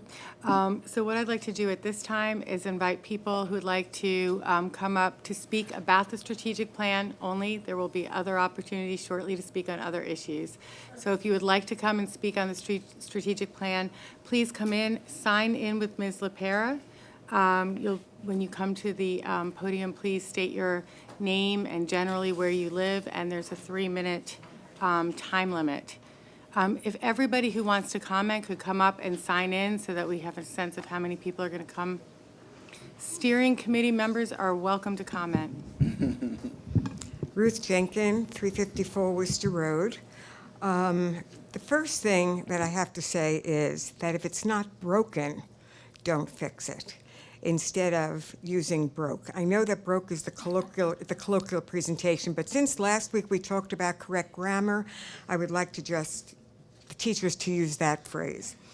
The other thing is, with regard to this program, the strategic plan, I didn't hear anything about early childhood intervention and full-day kindergarten or extended kindergarten or preschool, which I think is, if you're going to wait for failure when you could cut failure off at the pass, that might be a better choice.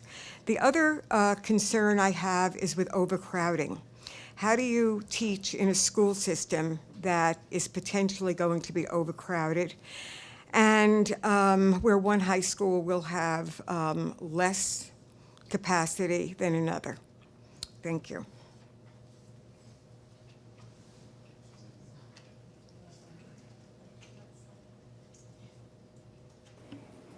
Please, if you'd like to comment, please come and sign up now. That would be really helpful, so.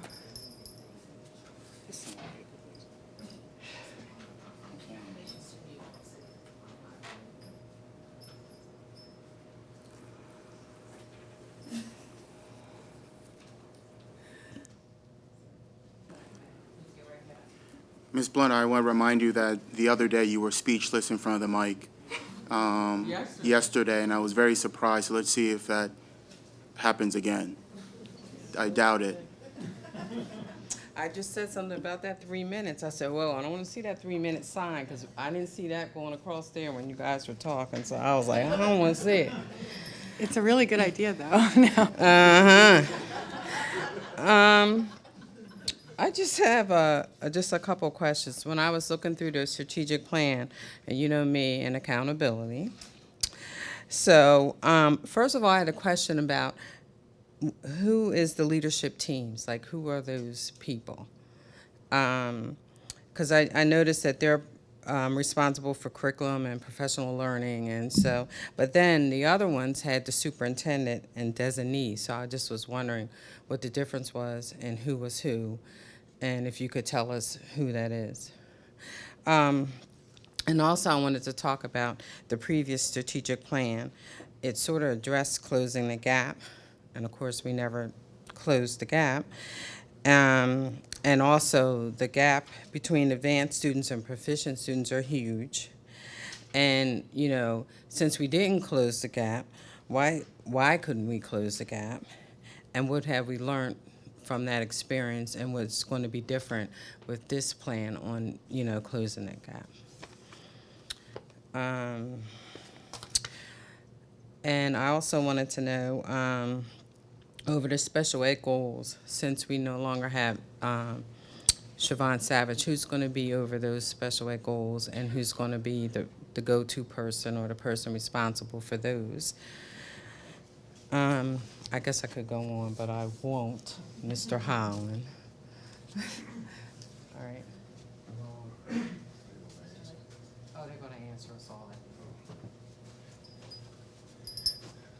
Hello, my name is Lee X. I'm a graduate of Lower Merion from way back.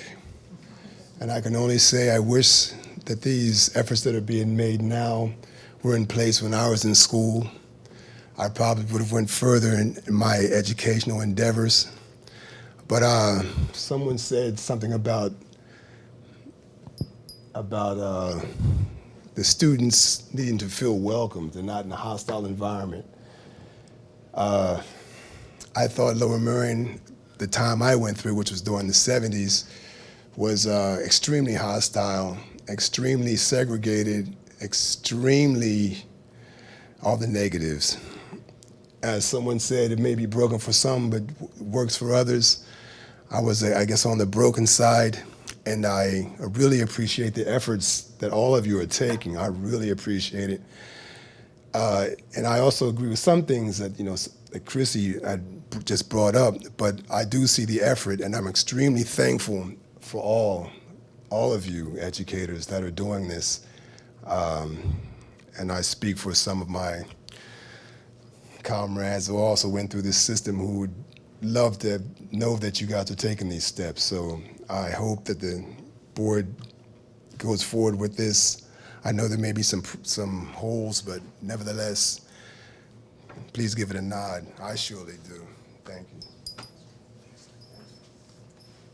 you. Thank you very much for your comments and the other two residents. I want to try to address some of the questions that were raised. Number one, I mentioned that when we started this conversation, we talked about what does high school look like 10 years from now. And I made the reference that you can't answer that question until you look at the elementary experience. It would be an incomplete story. And some of the ways in which, when you look at some of the specific statements in the plan, was, and we didn't delineate that long list of things in terms of what that would look like, but we captured it in these really powerful statements. So for the elementary experience, the idea about early childhood intervention, about full-day kindergarten, are conversations that when we talk about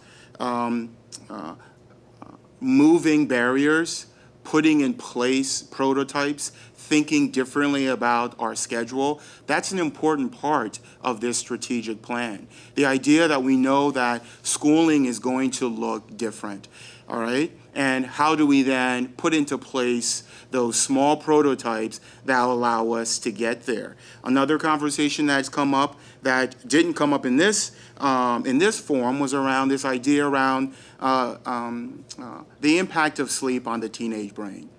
A lot of conversation about what does that look like? How do we experience that and provide meaningful opportunities for our students to maximize their learning? And we know that with those conversations, a deep look at the current structure. So how can we start building prototypes to move us in that in that particular direction?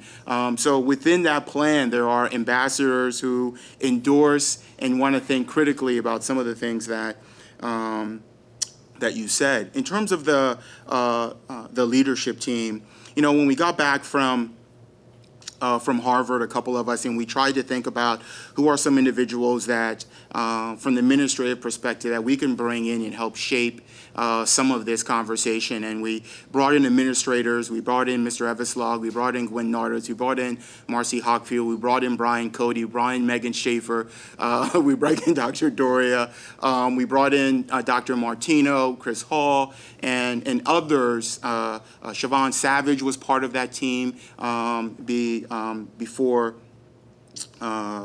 she left for her other opportunities. And those are the individuals and others who've helped shape the conversation and help build what you see here in terms of ensuring that we've had our learning journeys, ensuring that we had our open forums, our surveys. So those are those individuals.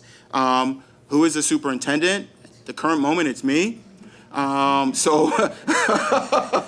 So we will then, that is the individual who really is, though we have all champions for this plan, accountability, rest, though in all of us is really the superintendent in shepherding and supporting that, in looking at the way in which the system operates to support that work. What did we learn from the other plan?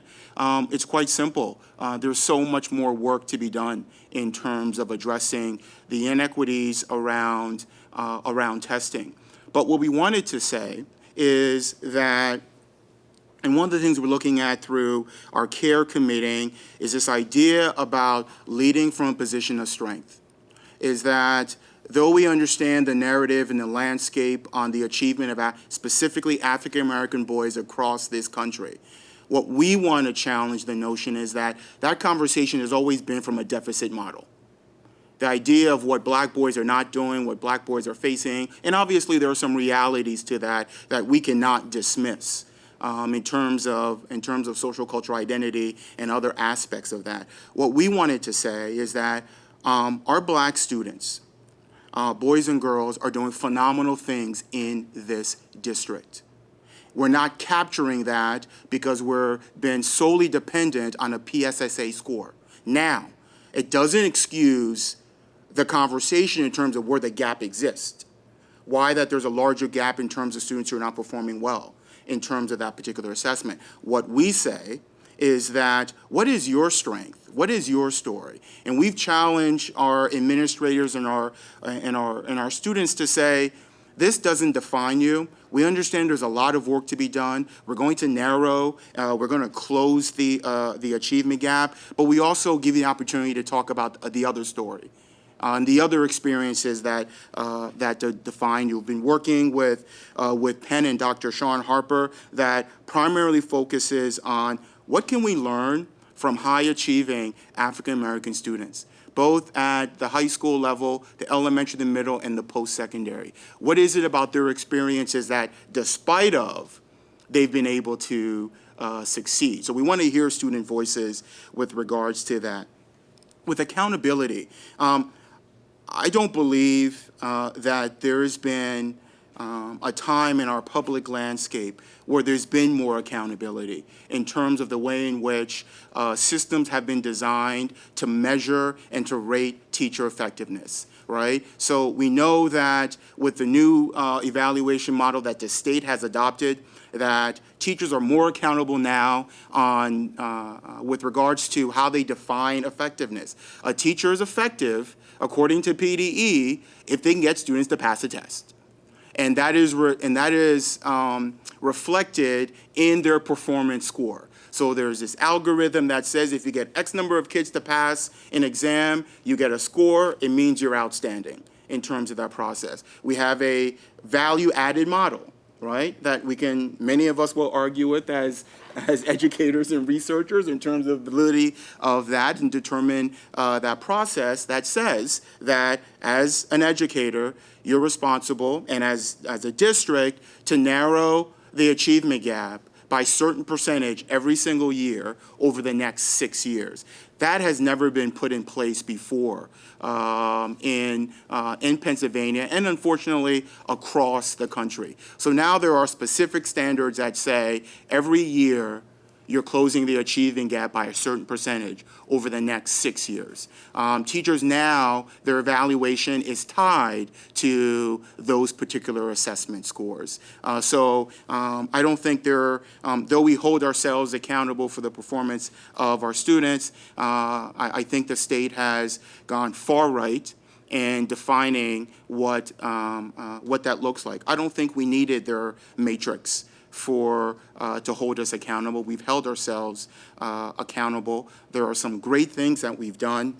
And for those who's been part of this work, you know that there are things that we need to do better. And we're going to do better with that process. You have a board who continues to be committed to that conversation, needs to be applauded, because I want to say this, and with all due respect, that that's not happening everywhere. And now I've had the opportunity for the last 5 months to sit in the superintendency chair and rub elbows with superintendents, great ones, I'm sure they are. That's not a prominent conversation on their district. And they're coming here whether or not we've made gains, whether some of you disagree with our gains, whether some of you think we should be moving faster, the reality is they're coming here and they're asking, what are you doing? So I can't imagine what's happening over there. So I think we're looking to address that with special ed goals. Our special ed plan is intimately connected to our comprehensive and our strategic goal. There is no disconnect. We are in the process for some time when Dr. Wexler and Ms. Savage left, in terms of finding that right connection, the right person or persons to support us. We've had some administrators who filled roles who've been doing an outstanding job, and we're very optimistic, and I'll be shortly speaking to the board and presenting recommendations moving forward for those particular positions. Thank you very much. What I'd like to do now is ask if I have a motion to approve the strategic plan. So I so moved. You can go ahead. I so move. I second. That was fast. Okay. All in favor, say aye. Aye. Opposed? The motion passes unanimously. Congratulations, everybody. So, again, on behalf of the entire board, I would really like to, again, thank Dr. Marseille for his leadership, thank the rest of the team for their leadership, as well as all of the teachers and students and community members who were involved. This was just a terrific experience, and we're all really looking forward to moving it forward. So, thank you. At this time, actually, anybody who would like to leave at this time, please go ahead and do so. We'll give them a second. You have to come back, Marcy. Not members of the cabinet, yes. Members of the cabinet have to stay. I'll just give everybody a chance right now. What I would like to do is, before we go into the bus parking and enrollment update, I would just like to offer anybody who would like to speak to an agenda item, because after we have the bus parking and enrollment update, we're going to have our full business meeting.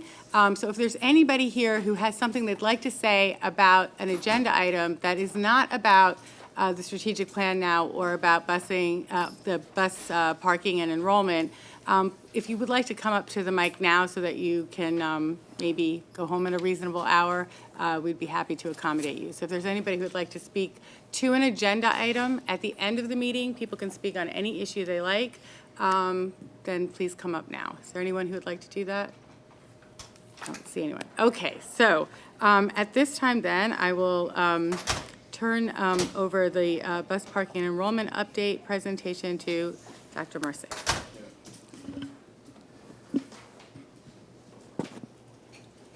Oh, I'm sorry, and I'm not sure if I was clear that after this, the board again will ask questions, and then once the board has asked questions, we will take public comment, and after that, we will move on to the regular meeting agenda. Thank you.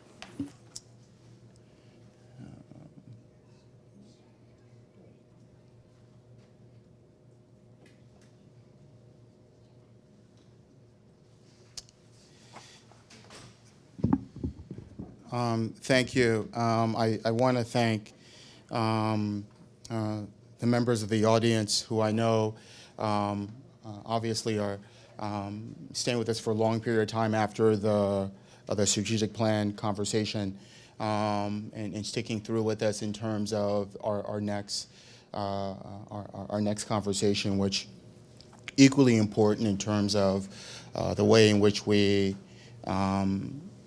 want to move forward with our district. I want to say during the last 5 months of my tenure, there's been extensive conversation around this particular issue, an issue that is extremely complex, that brings in people with varying views, and I want to personally say that we welcome the discourse. We understand that there's a root to this issue. And though we may disagree in terms of philosophically, in terms of the direction, I think I've said this before, and I committed to saying that it comes from a place of genuine concern as a community member of Lower Merion, and individuals who want to support the community and want to support the district. So tonight is an opportunity once again to hear voices, to engage in that dissonance, which is a good thing in terms of that process, and we will learn from each other and work really hard to the time we have today to hear you and to address as many questions as we possibly can, but are committed to follow-up meetings where I'll talk about in terms of we'll go into further detail. Our intent is to gather as much information from you, comments, questions, and concerns, and deliberate on those and prepare some follow-up to that on the 24th.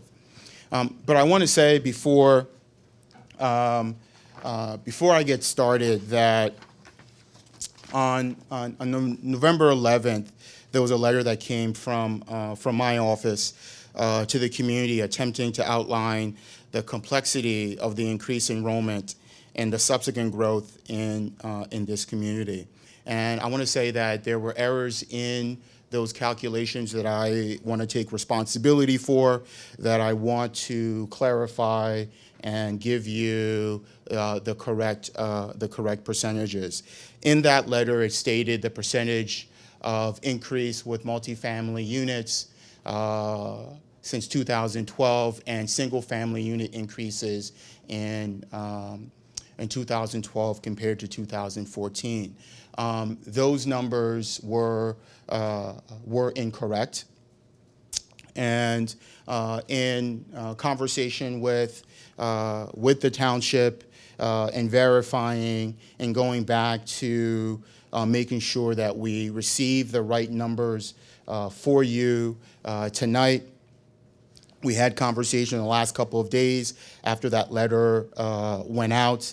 More specifically, early this morning, following up conversations last week, Pat Gannon, our director of operations, met with members of the township for several hours, looking through those particular calculations and giving us the appropriate numbers, which have been vetted through their office. So when you take a look at the correct percentage increases, the number of proposed multifamily units has increased by 20%, which is the accurate number since 2012.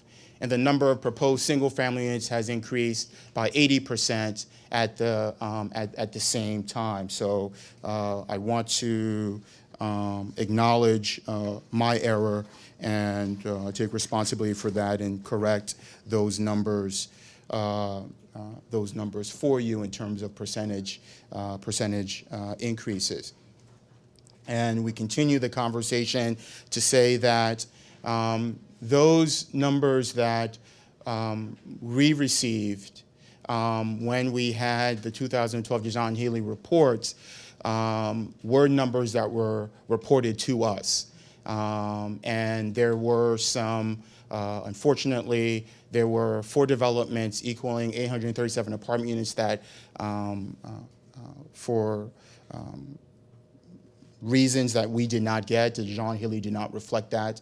We did not receive those reports that may have contributed to that, but we stand corrected in terms of the rate of increase of multifamily, single family, but still talk about our continued conversation about the increase nonetheless, maybe not at the rate in which we reported it.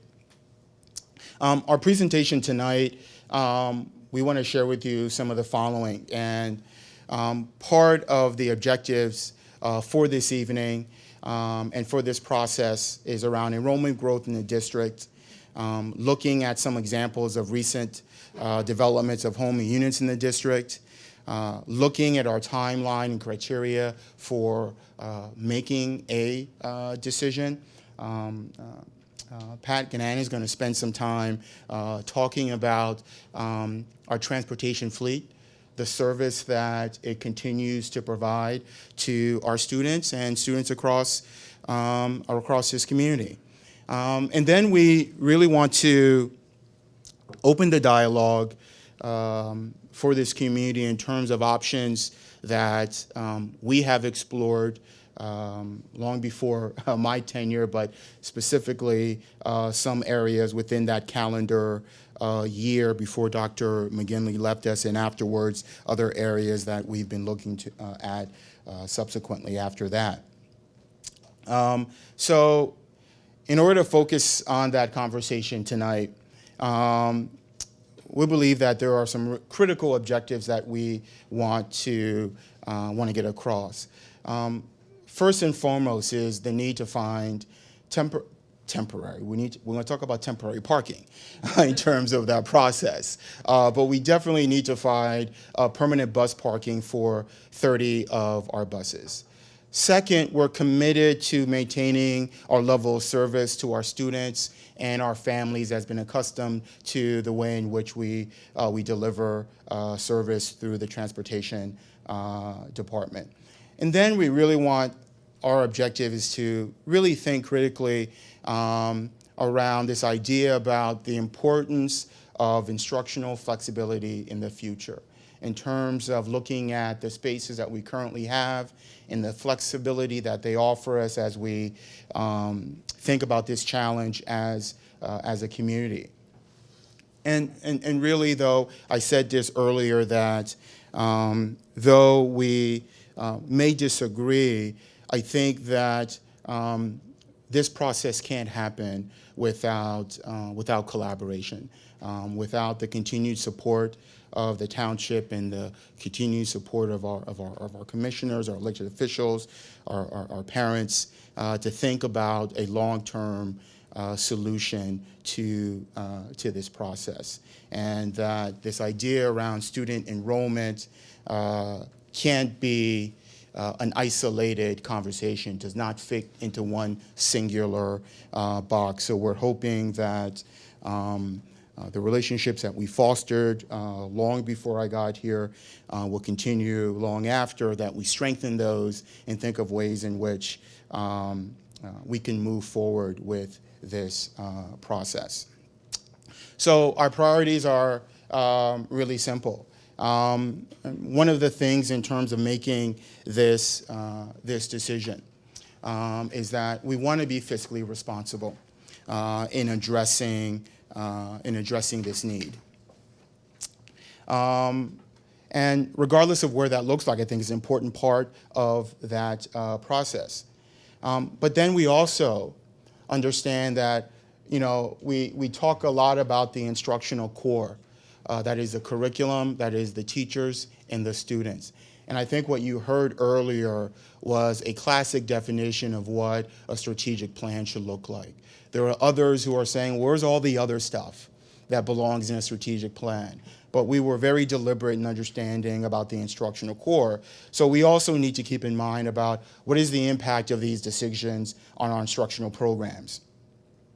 And then we want to look at and we've been working at a decision that is visionary enough to meet our long-term needs. So that, though I know this is a conversation that has occurred for some time, and there are opportunities where we came to agreement and we solved that particular issue. Now we're back again having this conversation, but really the idea that this is a collaborative process with all the leaders and stakeholders in order to move in that direction. As you look at this as a slide, we really wanted to present to you some ways in which we're providing services. I mentioned earlier about some of the items you'll see here that will take comments and questions and welcome that. And then we really want to follow up that. We want to take your recommendations, your questions, and we want to process that. Other individuals will have other ideas that they think that we either didn't spend too much time thinking about or need to think more time about, or other recommendations that might have not come across. And we're going to take those comments. And we're going to try to process as much of that information as possible and come back to you on the 24th with as much information as we can. But committed to knowing that the next several meetings are continued follow-up opportunities where we really want to move forward and on December 15, decide as a board what direction we're going to move in terms of our decision process. Sorry for the small print for those who are having difficulty reading this, but I thought it was extremely important that I walk you through our 10-day enrollment from 2003 to 2014. Some of you who've had the opportunity to attend our meetings from July through September have probably seen a version of this slide in some format or another. Others who have not, is maybe your first time, but I wanted to give a short snapshot in terms of what you are looking at. And if you look at 2003-04, you see that there is an increase from 6884 through 04, 05, 06, 07. And then that arrow that is pointed down at 68.2, 07, 08, 08, 09, we saw a dip in our 10-day enrollment. And that 10 days is the day in which we look at students who are currently registered with us. But then, subsequently, after that 09, 10, or 08, 09, you start seeing an increase in our student enrollment. And in many communications on our website and other letters that I've submitted, I've talked about that in the history of Lower Merion School District, we first time in looking at an excess of 8,000 students this year. But then I wanted to bring that into context in terms of what does that look like in terms of the DeJohn Healy report that looked at our projected growth and our actual growth.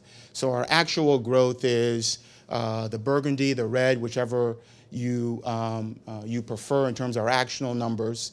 And then you look at the blue, which is our projected numbers over the course of 3 years, and you realize that there's been a steady increase in the number of students who are enrolled in the district during the 14-15 school year. And then one of the data points that really speak volumes to me that I wanted to share is the same projection, but it looks like at the elementary experience.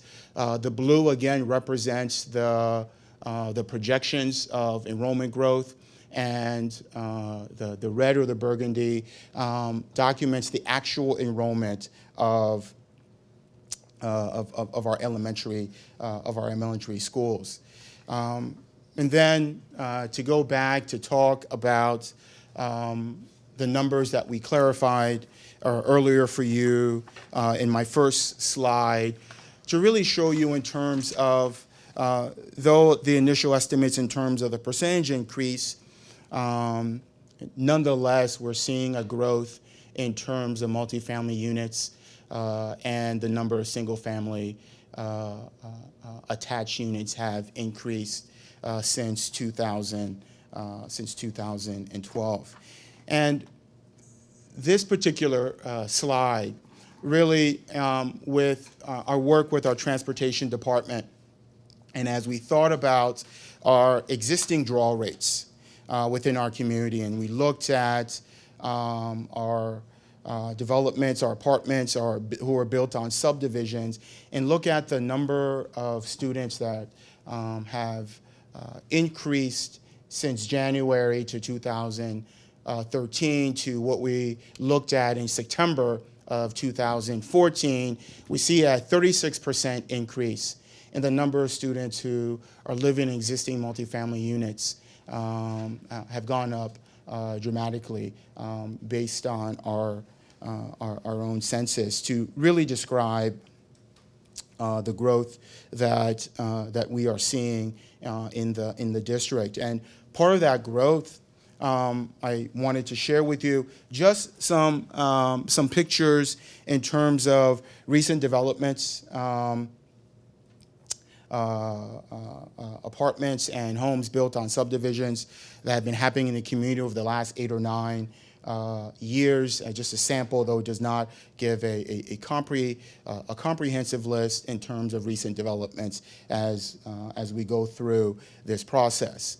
And these are really for us an opportunity to think about what are those impacts, how do we work with the township to address what we are currently facing is a spike in enrollment, and how do we make sure that the quality programming that we continue to provide are appropriately planned for through that particular process. And I think only then, with this collaborative process, can we really solve this issue in terms of the impact it has on our infrastructure, both programmatically and fiscally as well. So really, in summary, as I pass the podium to Mr. Gannon, who's really going to talk about some of our bus parking requirements, a look at some of the meetings we've had, the types of transportations that we provide, and some of the challenges that we face, some properties that we've looked at, and some options that we're thinking about, that we open the floor for community comment. And there's continues to be a constant. And the constant is that for the last several years, our enrollment has gone up.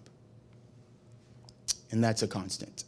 And we are engaged in conversation in terms of with demographers to do another study of that process. But the last 3 years, we've exceeded the previous projections of that report. There'll probably be discourse about, will that trend go up? Will that trend flatline? Will that trend go down? And there's conversation about the statistical significance of the idea of the farther you go out, the less reliable the data may be. And I understand that, I welcome that, hence the reason why we're doing we're looking at doing another demographic study to take a look at. All accounts, though I'm not a demographer, and I will leave it to the expert, looks like it's going to continue to do that. Without a doubt, Lower Merion, I've said this before in my community walks, that Lower Merion continues to be the destination of choice. And why not? With the quality of service that we provide. We just have to plan appropriately for that. So I see this as somewhat of a perfect storm in terms of that growth. And again, that this enrollment conversation has really primary focus is enrollment, which leads us to think about there's more students, more services need to be provided. All right? We pride ourselves as an institution with maintaining what we believe to be an adequate class size. All right? Many of us don't understand and appreciate the research, but afford the opportunity that we believe that in smaller experiences are much more valuable. And we try to make sure that we adhere to that as much as possible. And with more students, means more transportation. And that means more buses. That means that we need to work together to find a place to house those particular buses. So action is required in this process. So look forward to my colleague sharing the rest of the presentation with you, and sure we'll take questions after that. Pat, can you share this mic with me as we move forward?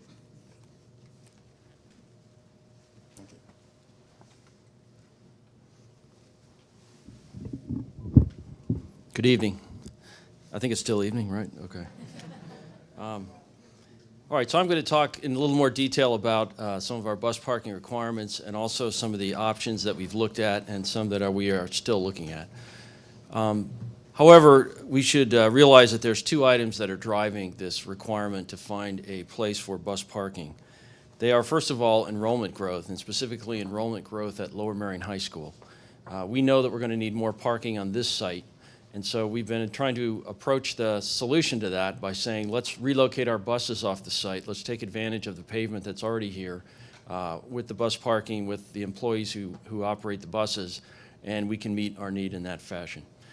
The other thing is we need parking for buses that we don't have yet, buses that we haven't acquired yet, but that we expect to acquire in order to accommodate the projected increases in enrollment. So we are looking for anywhere from 36 to 39 bus parking spaces. Since July, we've had several meetings. At our monthly board meeting on July 21st, we had an opportunity to review our transportation operations in detail. We looked at other locations that we had sought out and examined for bus parking. In particular, we talked about a parcel of property on Bala Avenue near City Avenue.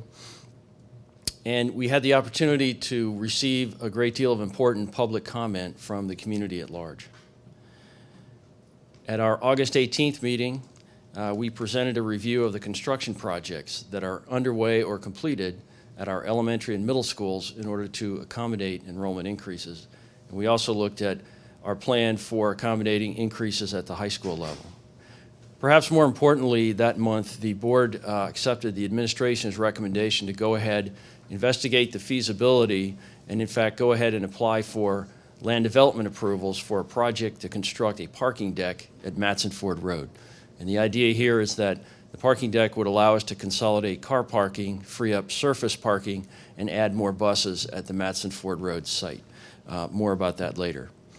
At our September 22nd meeting, we presented the 10th day enrollment figures. You saw some of the graphs that were shown this evening. And we also specifically looked at the impact at elementary, middle, and high school. Now, while all this has been going on, there's been a group of school board directors who have been meeting informally with a group of Lower Merion Township commissioners, as well as representative from the Narberth Borough Council, to discuss the short and long-term needs of the district, specifically related to enrollment growth and bus parking. So those have been going on, and there is another meeting scheduled for later this week. I have 3 slides here that talk about the scope of our transportation operations. We do, of course, take kids to and from school. That's the bulk of our work. However, we do a lot of other support that provides enhancements to the educational program, such things as late runs after school at the secondary schools, so that students participating in extracurricular activities can take the bus home at 4:30 or at 5:30. Special summer programs, sports trips, field trips, etc. We operate our buses throughout the 5-county region. We actually service 122 different schools, which of course is driven by the fact that we transport non-public schools, or students who go to non-public schools. So you see a breakdown there of the amount of students who go to non-public schools, in addition to special needs students who we transport for special programs. On a daily basis, we're moving more than 9,000 students.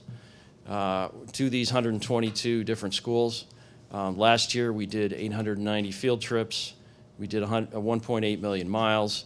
We did 1,180 sports trips, and we continue to maintain and repair all of the district's vehicles, the buses as well as the support vehicles, which number 165.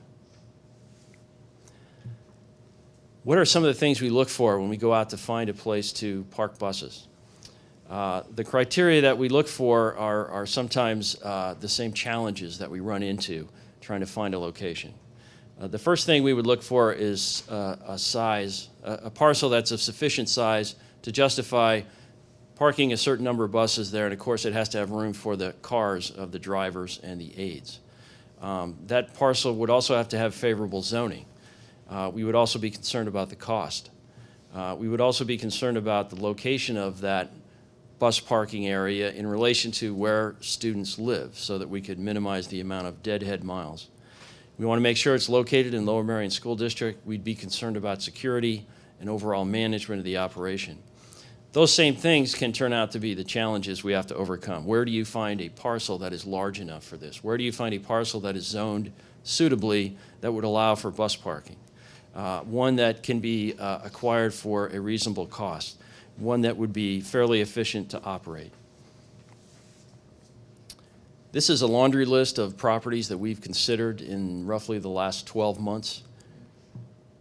Some are outside the district. This was before the board made a decision to focus exclusively on properties inside the district. Specifically, over the last 6 months, we've looked at these properties and they're no longer under consideration. I mentioned earlier the property on Bala Avenue near City Avenue. We also took a second look at the Coyle property. We looked at Bryn Mawr Avenue, 7 North Bryn Mawr Avenue, which is next to the Bryn Mawr train station. We looked at 211 Belmont Avenue, which is on the corner of Belmont and Rock Hill Road. We looked at 925 Montgomery, the old Annie Says location. We also looked at a combination of the Matson Ford Road deck plus something else, and there were 2 variations of that. Both of them had to do with using the property at Welsh Valley, specifically the former church property that adjoins Welsh Valley that is now part of that property. And because it's important for the district to retain that property for educational flexibility in the future, in other words, if we need space to create an additional educational facility, i.e. a building with classrooms, we need to have that in our back pocket. It turns out that the idea to move the administration to Welsh Valley was not very practical. The existing buildings, the church and the rectory, are not of sufficient size to allow the entire administration to move. So therefore, these are the options we're looking at.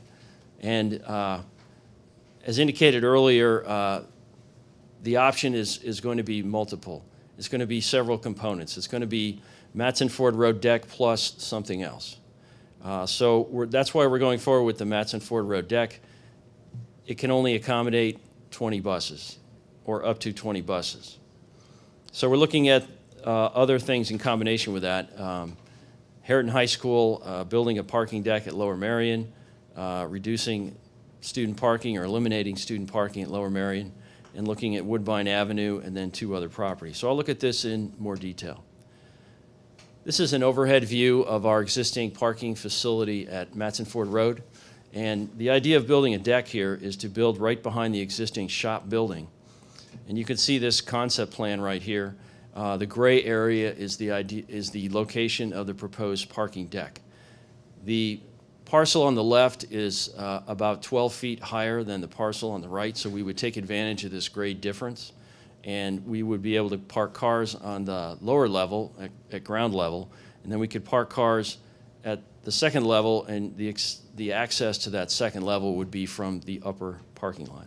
And so the plans we have, we think we can park up to 20 buses. However, it does not provide a total solution. We have 24 buses here at Lower Merion High School. In addition, we're looking for 12 to 15 more buses based on anticipated increase in enrollment.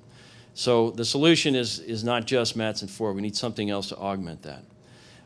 Going there will require a PennDOT permit. We are in the middle of the land development process and hoping for support from the township. If we do go forward with this, it will require a temporary location to make room on the site for construction, and we're working on that. A brief note here about timeline for both Matson Ford Road and work on the District Administration Office, this building we're in this evening. Our plan for accommodating enrollment growth at the high school level, particularly Lower Merion High School, involves renovating rooms on the second and third floor of this building. The rooms are already configured as classrooms, but they need some upgrades in terms of HVAC systems and then in terms of creating science laboratories. So we have determined, based on the projections for enrollment growth, that we want those additional classrooms available for the 17-18 school year. So if we use that as a starting point and work backwards, we see that we would want to do that renovation in the year prior to that, say June 16 to July 17. Well, that means when we start that renovation, we want the buses off the site. Not because we'll have that much additional parking demand at that point, but because we're also going to have to give up some parking lot space for the contractors for their laydown area. So that means that we would have to move the buses in June 16. So you backed up now the time to construct the deck at Matson Ford Road, and we're constructing the deck from July of 2015 to June of 2016. And then, of course, before construction comes design, bidding, land development, et cetera. And that's why we're already into that and plan to have that ready to go and a contract available to award in early June. The second piece of this, though, is we have to identify an additional location for these buses. We don't know what that is, but we know that we're going to have to acquire the property, obtain any land development approvals, do design, bidding, and construction for any improvements that need to be made on that property. That could easily be an 18-month process. So again, if we go back to the fact that we want to have these buses out of here in June of 16, we need to back up 18 months, puts us at January of 2015, which is basically right around the corner. So a little bit more detail about this option. It's Matson Ford Road deck plus Harriton. And what we would do at Harriton to add buses is shown here in these two pictures. The one on the left shows that we could stack 7 additional buses on the existing pavement where the buses at Harriton are currently parked. We are limited at Harriton to parking 25 buses. That's by condition of approval, which we obtained when we got approvals for the high school.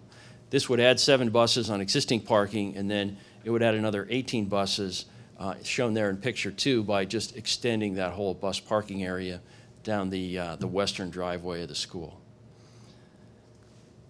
So some of the pros on the Matson Ford Road option are that we already own the property.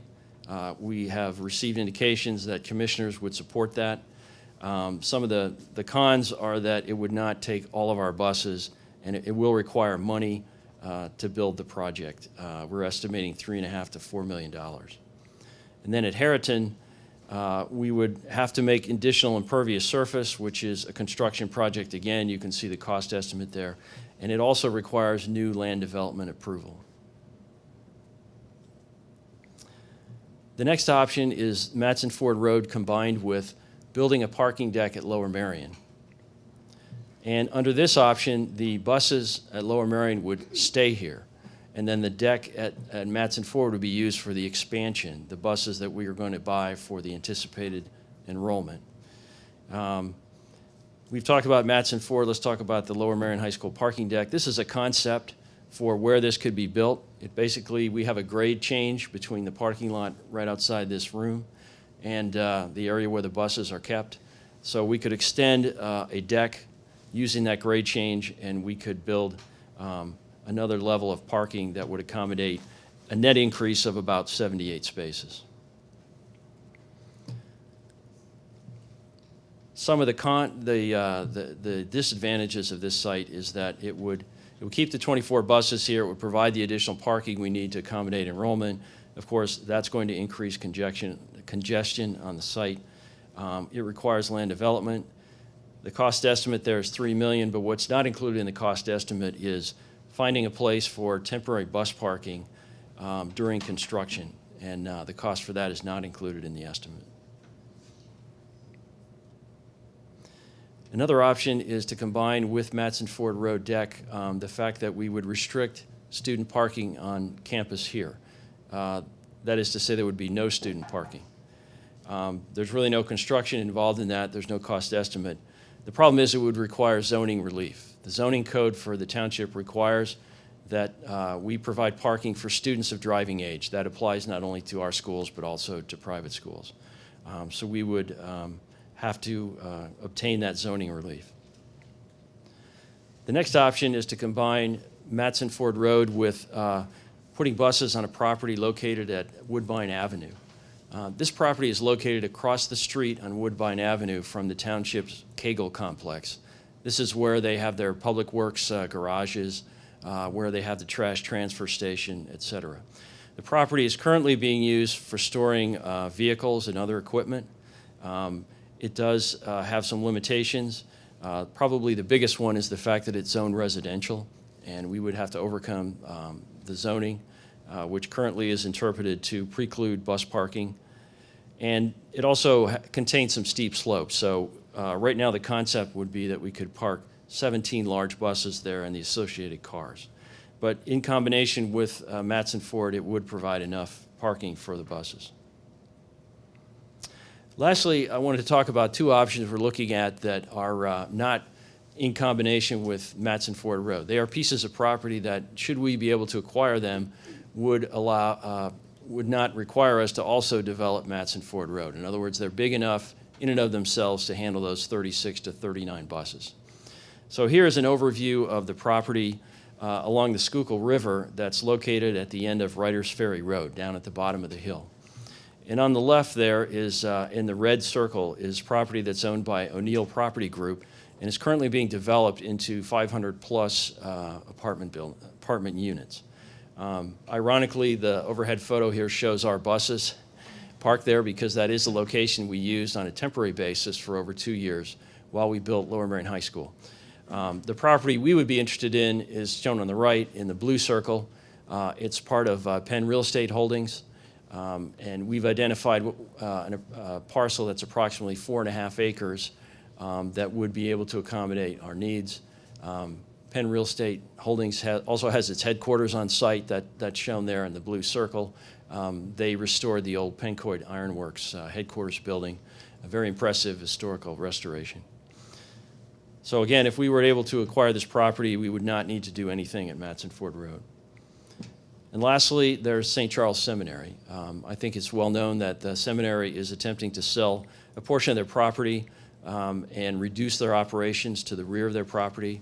There's approximately 40 acres that are going to be made available. Obviously, we don't need 40 acres, but we may be able to get a piece of that to use for bus parking.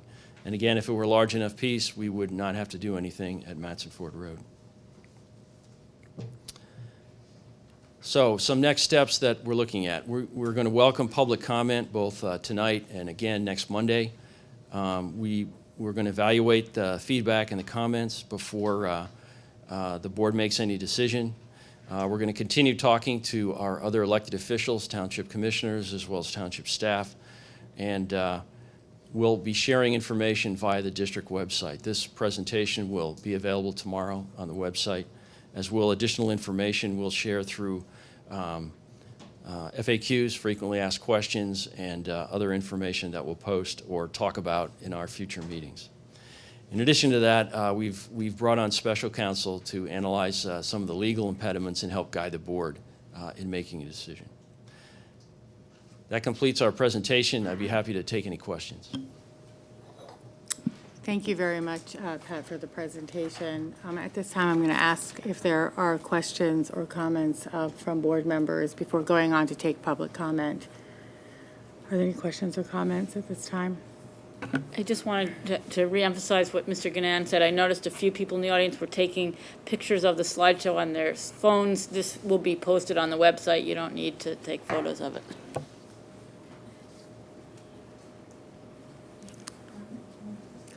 Go ahead. Thanks, Pat Wagner. Couple of questions. If we were to use Harrington as drawn up there, would that put us over our current impervious surface limit? So not only would we need relief from the conditions of approval, but we'd also need zoning relief in terms of impervious, or no? No, based on our preliminary look at this, we could build that extra paved area for those buses and still remain within the impervious surface limit. Okay. However, we would still have to go back and meet other requirements of the code. We'd have to relook stormwater management, and we'd have to relook regular car parking as well. Okay, so does your estimate include the possibility of additional stormwater management? It does include that. Okay. If that were to happen, would that kind of max us out on impervious surface at Harrington? It would. Okay. So then there would be no opportunity to expand there if needed for You students? couldn't expand by adding impervious surface. You could always go Okay. up. Okay.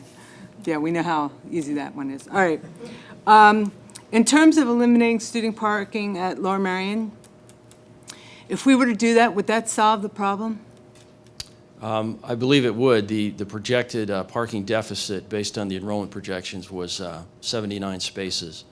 We currently have 95 parking permits issued for students, so that would So solve that. theoretically, we could still have 25 student parking Theoretically, spaces yes. for hardship cases or whatever.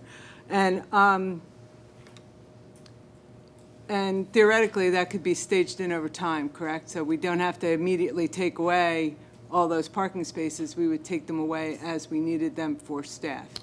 Correct, although I did point out that at one point in the summer of 16, we want to get the buses out of here because we're going to have to devote a large portion of parking to the contractor laydown area. Okay, So then that may we- affect so that- how that- we phase that in. Right, That's right. temporary. Well, yeah, but it's temporary, but probably by the time it's done, you'll start needing the spaces back, right? And in terms of this building and the build-out of classrooms, how many classrooms do we potentially have in here right now that we'd need to renovate in order to use? I should have anticipated that question. I don't have that at the tip of my tongue. I can look it up. Okay, so,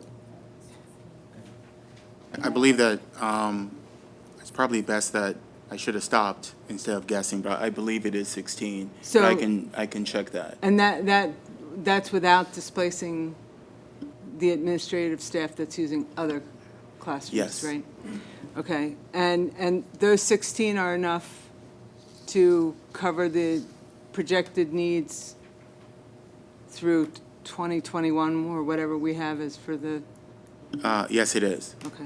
And specifically, one of the driving forces also is around science labs and the need of making sure that we have enough science labs for that. So there is an emphasis on making sure we have enough science classrooms for that as well. Okay.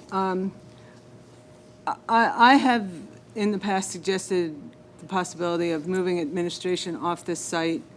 I had asked that we consider Welsh Valley. The rest of the board and the administration has taken that option off the table. I am uncomfortable personally with taking that off the table at this point because we still may not, if all these other options fall through, we're still stuck with it, with the problem and not a solution. So, but that being said, have we investigated moving the administration off this property to office space as opposed to Welsh Valley?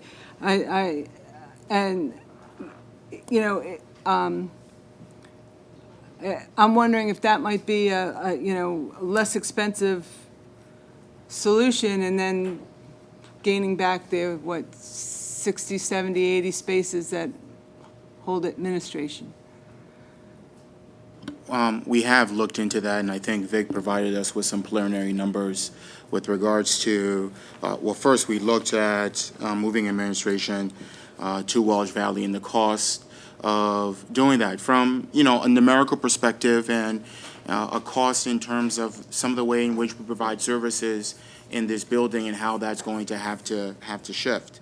And using Welsh Valley in terms of our ability to be flexible, and I hear you in terms of your concern and the discomfort you feel with having that off the table.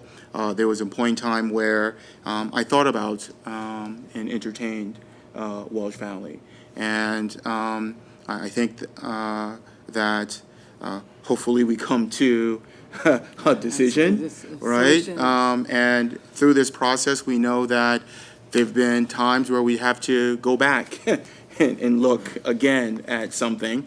But, you know, at this present moment, I think there's, for me, this pressing need in terms of instructional space and flexibility that has stuck to me in terms of me thinking differently about that process.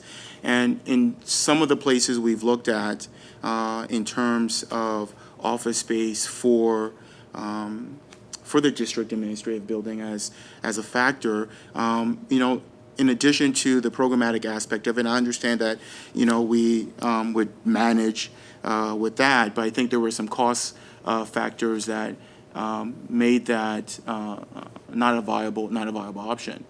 I don't know if you have some of those off the top of your head, but I know we discussed that in terms of some of those numbers. But that could be one of many things that we come back with if the board wants to review that as in terms of the cost aspects of that. Right. So I guess the point that I'm trying to make is, while this option is off the table at this point, you know, I hope that people's minds are not closed to putting it back on the table if these other options fall through. And you know, I just want to emphasize that, you know, as we get closer to some of these other choices, as we look again more closely, it may be worth another look before we make a final decision.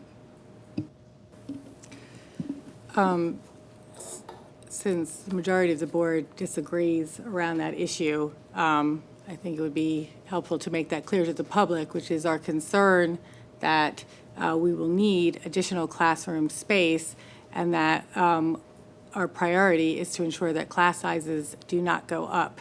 And therefore, we would like to preserve our flexibility to ensure that that's not the case, because I don't think many of us want to see, particularly elementary school, middle school, or high school class sizes going past our targets. So I think that, you know, that has been a concern that many of us have raised, and we certainly hope that in the same way that, you know, that we can engage in long-term planning and not do short-term solutions that will then turn around in a couple of years and put us right back. We're spending a huge amount of time talking about buses and not enough time talking about things like our strategic plan and education. Well, we just spent 2 hours talking about the strategic plan. So my question regarding this, and I understand that the majority of the board feels the way you've just described, and I respect that. That's, you know, that's the way this thing works. But I just want to point out that you know, the school district is over the years has peaked and dropped and peaked and dropped and peaked and dropped, and it's possible that we use it for a couple of years for administration, and if we need it for educational space, we then then that's when we, you know, move the administration to office space. I don't think, I understand what you're talking about in terms of flexibility of potential teaching space. I'm not convinced. Again, I understand the majority of the board is. I just want to make sure that it's that my view is at least out there as well, and that is that, you know, there might be a way of using it as temporary space for the administration until it's time to use it for classroom space. I just think So it it might might be be worth helpful, more it might thought. be helpful if the administration presented the costs, both educational costs that were presented to us of using Welsh Valley as a space to move the administration, because I remember there were significant costs involved. Yeah, we can share, we can share that information with the board and the public. Yes. I mean, Diane, I hear you. I mean, but I struggle with that answer because you're basically, I think, suggesting we vacate office space. I mean, mothballing the space. And then it is one thing if we could potentially mothball this space and go to Welsh Valley. But if your further suggestion is to keep this space mothballed, go to Welsh Valley, and then start paying for rental space, well, but that's our issue. Once this parking lot's full with students and staff, there's no parking for administration, so the office space would stay vacant. As I understood your proposal, maybe I misunderstood. The space in this building is actually classrooms. It's renovated classrooms. When we renovated this building, when we renovated this building, the rooms being used as office space are actually already renovated as classrooms. And that the folks who are working in those office spaces are working in classrooms and sharing classrooms as offices. But I thought I heard Wagner say that once we go back to classrooms, the central office can stay here and the classrooms can be here as well. Assuming we can get the buses off. That's the only issue. My whole concept about Welsh Valley is if all these other choices fall through, we need to be willing to relook at it and. Fair enough. and Yeah, I just, Pat or Dr. Marseille, I thought it would be worth clarifying for the public and us all once again where the parking, who imposes or who kind of sets the parking policies for the high schools, and for those who may not know, or just to highlight that once again. Are you referring to the legal requirements Yeah, that the township just- has for zoning? Yeah, and like the Okay. legal limits on parking and. Okay, disclaimer, you know, you're listening to an engineer talk Okay. about legal things, okay? So, the engineer's answer for the moment. Right, my understanding, and I've read it, the zoning code requires parking, and for schools where you have students of driving age, you're required to provide a certain amount of parking, specifically 3 spaces for every 4 students. Now, like other parking requirements, it's often modified depending on the situation and the application. In the case of Lower Merion High School right here, we were, when we went to do the new high school, we were considered to be non-conforming on parking already. Parking was bad back in the bad old days, and there was no student parking. But we were able to keep this nonconformity because in our plans for the new high school, we were able to provide the same number of spaces plus, I think, an additional 10. And in the process of doing all that, we got all these buses off the site, and we got my department headquarters off the site, et cetera. So parking situation has improved here, but there is a requirement to provide parking for students. That requirement was applied a little bit more rigidly up at Harriton, and but still, it's there as part of the requirement. Thank you. Can I just ask Lori's question in a different way, maybe? So it's a township requirement, right? It's not that the state, it's not true for every school district in the state that we have that. Right, it's chapter 159 in the Wow, municipal wow. code.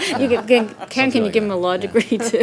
Okay, thanks, right, okay. But I think, and you know, this is not unusual. This is one of the functions of municipalities is to govern the use of land, and they do that through zoning and other measures.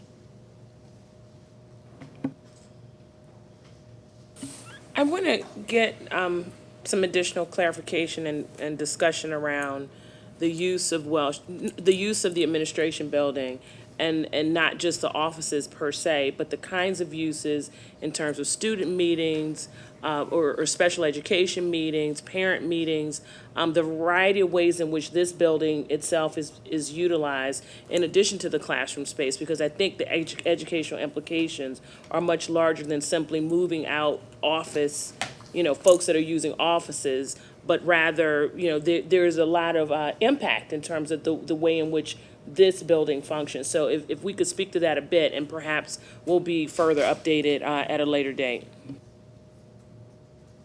Yeah, when we were asked, the administration was asked to look at this option, and we've been asked to look at a lot of options, and there were really two factors that stood out. Obviously, in terms of I mentioned in terms of cost. How much would it cost for administration to move to Welsh Valley? What is the cost of bringing that building to code? What is the cost of retrofitting that building to support the services that we currently provide here? Those costs were high. We're very close to some of the numbers we saw, and a little bit higher, a little bit lower in some areas. But then we sat around as an administrative team, and we briefly talked about the services that take place in this building. From a student services perspective, from a curriculum perspective, the amount of meetings that take place for families and other processes that take place.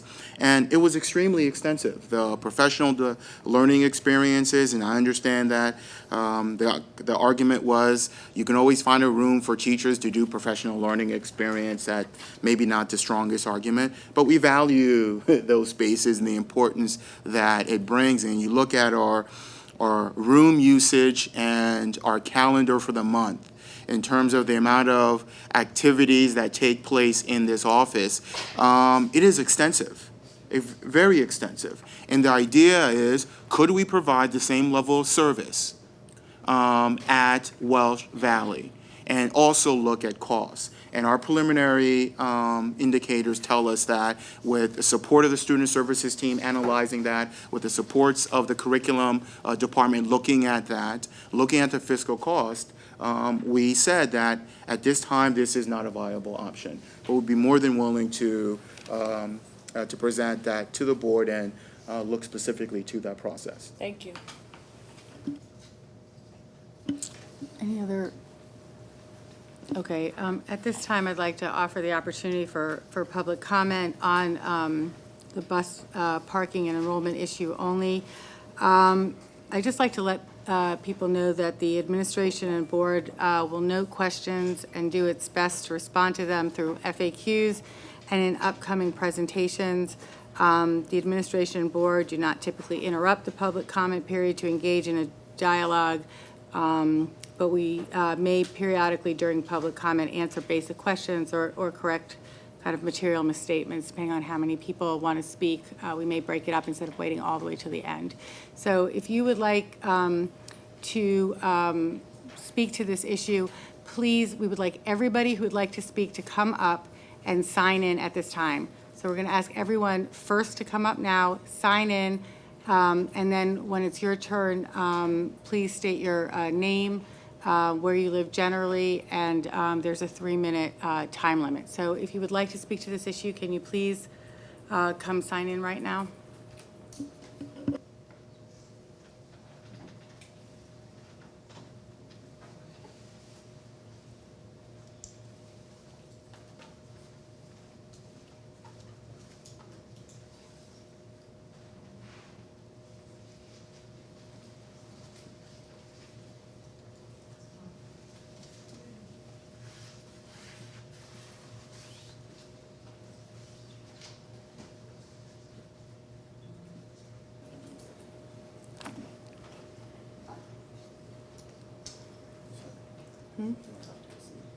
I don't know, it's okay. Yeah, if you don't mind staying up front until you're called, it might. So, Is there anyone else who would like to sign in? Please do so right now. There will be, at the end, we still have to do our regular business meeting agenda.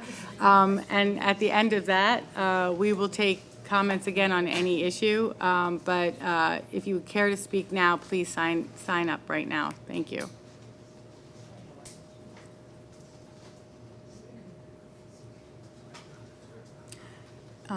Denise, can you call the first person to get started while the rest of the people are Mr. signing Becker, up? you can get started.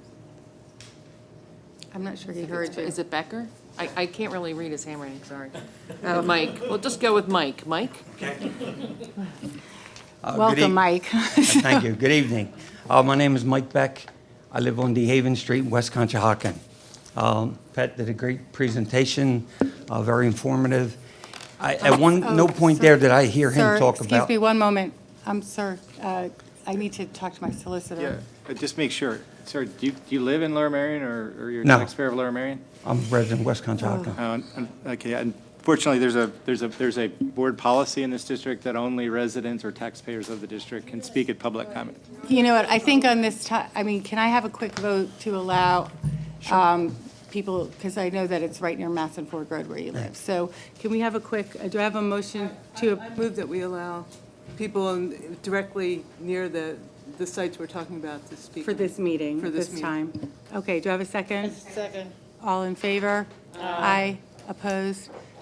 Sir, you may continue. Okay. Sorry about that. Thank you for the vote. Yes, we'll start you over with the timer. You know, I just want to express my viewpoints on the Matson Ford Road development. You know, we're directly affected by it, living across the street. And, you know, we were here in 2007, you know, when the first development came, you know, and the number of buses and cars have already exceeded what was initially talked about back in '07. And, you know, now I hear that they're almost going to double the number of buses and the, you know, employee parking. It's just, Matson Ford Road is so gridlocked now in the mornings and the afternoons. I work here in Lower Merion. I travel Matson Ford every day, Old Goff Road, and it's horrendous to the people who live there. So many people are trying to get off of Matson Ford Road, which come up through our, you know, residential neighborhood. I don't think anybody in this room would like some of the problems that we deal with, you know, the AM and the PM period. You know, in Pat's presentation, you know, I heard him talk about working with the township commissioners and public officials. Not once did he mention about, you know, working with, you know, West Conshohocken, Upper Merion, which is right across the street. I didn't hear anything about a traffic study, about the impact. I mean, I live it every day, and there may be some other residents here that, you know, we've talked to, you know, in our neighborhood. You know, we're directly impacted by any development that would take place on Matson Ford Road site. I did like the hearing, you know, St. Charles site and down at Writers Ferry Road. You know, it's closer to where the students are. Matson Ford Road, there's no students out on Matson Ford Road. There's very little that get picked up on Old Goff Road, heading towards Harriton's the closest school. So, you know, the buses really aren't strategically located for the best, you know, bang for your buck out there. You're using extra, you know, natural gas and diesel fuel for the buses. It's a good location, I guess. It's at the end of the township. You know, it's still in Lower Merion, but it does affect us residents that are directly, you know, across the street, and it impacts everybody in the surrounding community. I thank you for your time and allow me to speak. Thank you very much, sir. We appreciate you coming. Pat, can you quickly address the meeting that I believe is going to take place? I'm remiss in not including in our presentation tonight the fact that we've organized a special meeting next week, Tuesday, for residents, not only those in Lower Merion, but those around Matson Ford Road. We'll be sending letters out. It's going to be at Harriton High School at 7 p.m. on November 25th. Commissioner Rosenzweig will be there. All are welcome to come and speak. We have conducted a traffic study, and we'll have our traffic engineer there to talk. And I'd just like to point out that Mr. Beck is one of our other public servants here in Lower Merion. He's one of the mainstays of the Public Works Department, so. Bring that into speaking just as a resident. We understand, sir. Thank you again for coming.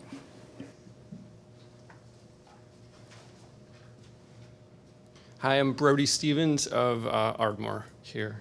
I guess I would second some of the comments Mike made about congestion. I live near the school, and I think it would be helpful if some of the conversation around the concerns about the buses and parking is also, if you also speak in terms of the congestion. Because I think you could, certainly at Lower Merion, solve all your problems by building a parking deck in terms of the problem as you've defined it around parking. But I don't know that that does anything or actually exacerbates the congestion, especially that some of my neighbors on the opposite side of the school on Owen Road experience every morning and evening because it is a one-way path through the school. So it would be helpful if you put some context around congestion when you're thinking about the parking. I also just wonder if a parking deck at the school or at Matson Ford I do question a bit whether it's warranted based on the projections that you have. You have 5 to 7 year projections, which I think have a pretty decent margin of error on them as you get in the out years. But these parking decks are going to be around for however long, 30, 40 years. I'm not quite sure how long they'll be around. And it just seems like maybe you could let it play out. I heard a lot about flexibility around Welsh Valley, and maybe there could be some more options that don't involve such heavy infrastructure spending, and that's long-term stuff when we don't really know. Maybe there could be a dip 10, 15 years from now, and you might not really need all that infrastructure. And then I guess a couple of other quick comments, if I still have a minute, there were 7 options cited as no longer under consideration. And I appreciate that all of you have had a lot of conversations, but for those of us who haven't necessarily been as engaged, it would be helpful to understand at least a few quick points on why each one was taken off the table. And then lastly, there was a lot of discussion about flexibility at Welsh Valley, and I really, I appreciate that. I understand that. But I just wonder, if there is some sort of status quo bias for this building, and I wonder if the administration was not here, would you ever really put it on the table to bring the administration to this site, given its location on Montgomery Avenue, given the growing student population here? Would you really bring the DAO here if it wasn't? And sometimes thinking like that is helpful to just consider whether keeping it here is really the best option. And those are my comments for now. Thanks. Thank you very much. Denise, who's next?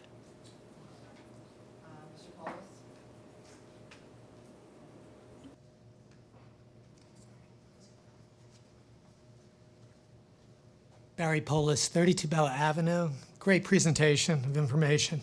Prior to the rebuilding of the Lower Merion High School, there was a bus depot for the majority of the buses here at the Lower Merion school system in the rear of the high school.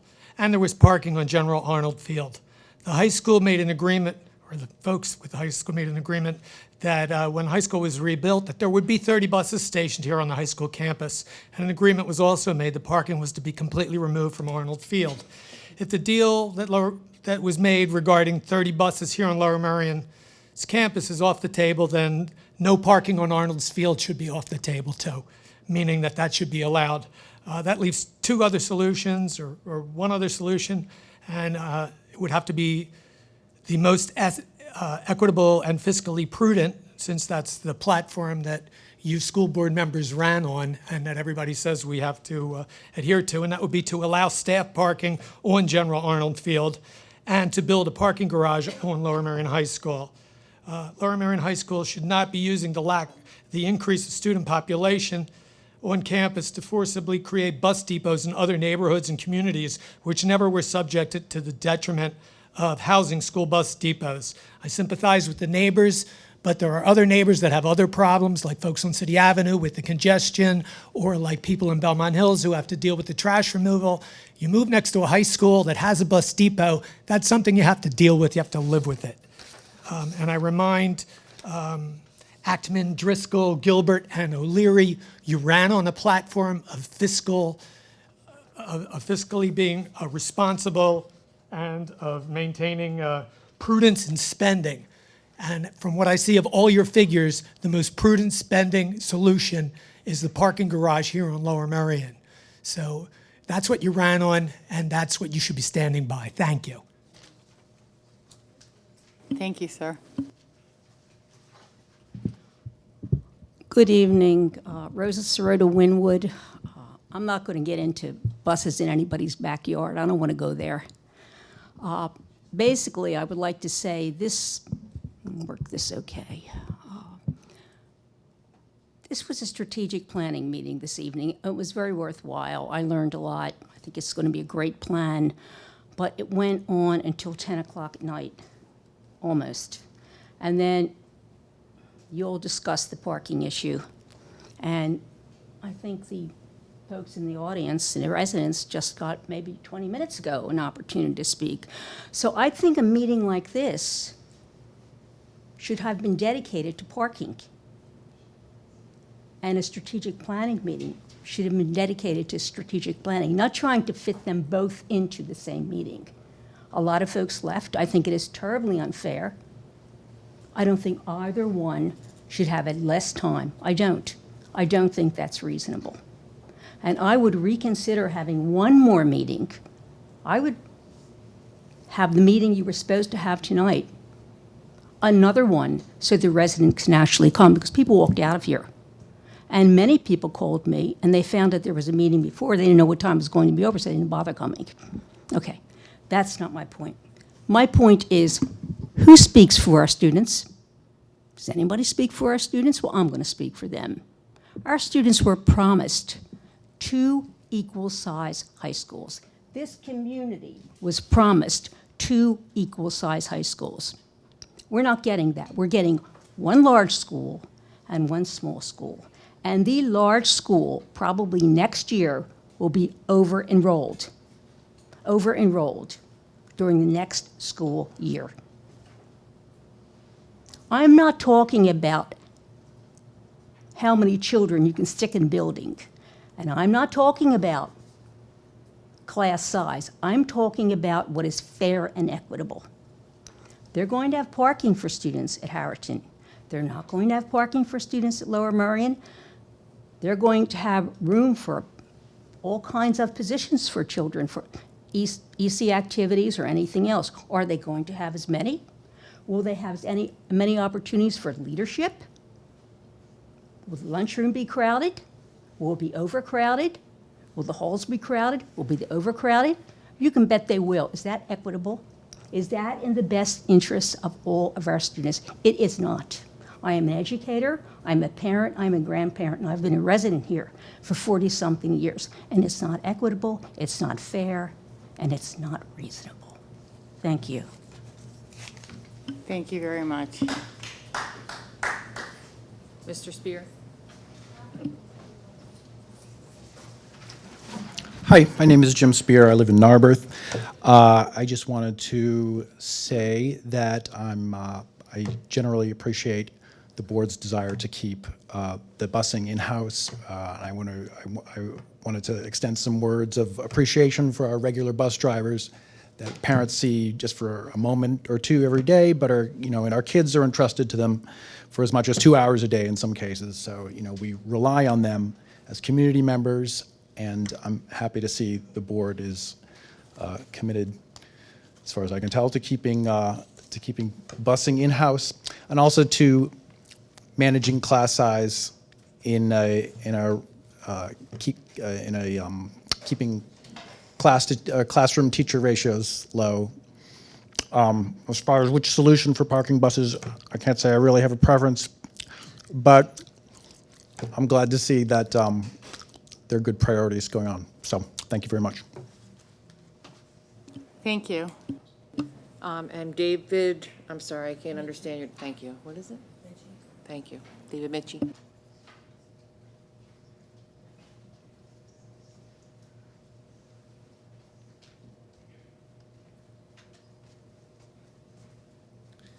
Good evening. My name is David Mitchie. I'm a resident at 214 Roberts, which is right next door to the high school. We've lived in Lower Merion for 11 years, and 10 of those have been devoted to this high school in building and construction. I can honestly say we are a neighborhood that is construction fatigued. We ask you to seriously take your neighbors into account when you make these decisions. There's a saying in the law that says, Those who seek equity must do equity, and I ask you to please consider that. Handling of various programs, I think, should warrant a closer look. To give you an example, the high school lottery student senior parking. Last year, a senior who lives right next door to the high school on Worcester Road was awarded a senior parking pass. It takes longer for him to drive to this high school than it takes for him to walk. Yet he got the parking spot and it was perfectly legal. So I think that needs to be cleaned up. I also request that you do not send students back into our neighborhood as far as parking is concerned. And I'll give you one example that happened this morning. I'm driving down Worcester Road, and there were 3 students from Lower Merion High School breaking into a garage to do some smoking. Now, when kids are parked, and they used to park all up and down Roberts, that was a daily occurrence. Most of it has gone away with the kids being kept in the school. I ask you on behalf of our neighborhood to really take these matters into consideration. Thank you. Thank you. Go ahead. Thank you. I want to just comment that if at any point in time, any of our neighbors see our students doing unhealthy or participating in activities that are unhealthy, that you please, or illegal, if they were breaking in, please contact the administrative office of that building, and we will attempt to address that immediately. But thank you. Call the police if they break again. Yes. Yes, he did. Oh, okay.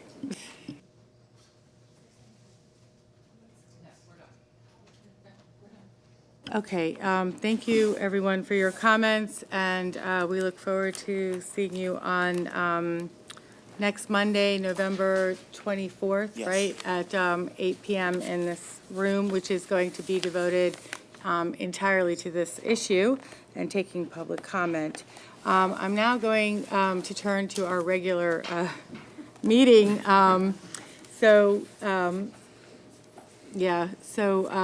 Feel free to move around as we're continuing here. I just need to catch where I am. Okay, I am going to approve the minutes from the following meetings.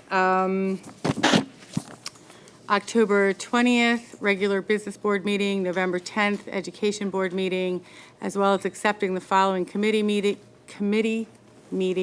minutes. October 22nd, communications, November 3rd, curriculum, November 7th, policy committee, November 13th, facilities, and purchasing committee meeting. Do I have a motion to approve? I so move. Thank you. Do I have a second? Second. Thank you. All in favor? Aye. Opposed? Motion passes. Dr. Marseille. Thank you, Dr. Gilbert. The superintendent recommends that the Board of School Directors approves the attached human resources actions as listed in exhibits HR 1 through HR 6. HR 1 changes in start date, location change, new hire, support classification. Are there any questions? Do you have a motion to approve? Move to approve. Thank you. Do I have a second? Second. All in favor? Aye. Opposed? Motion passes.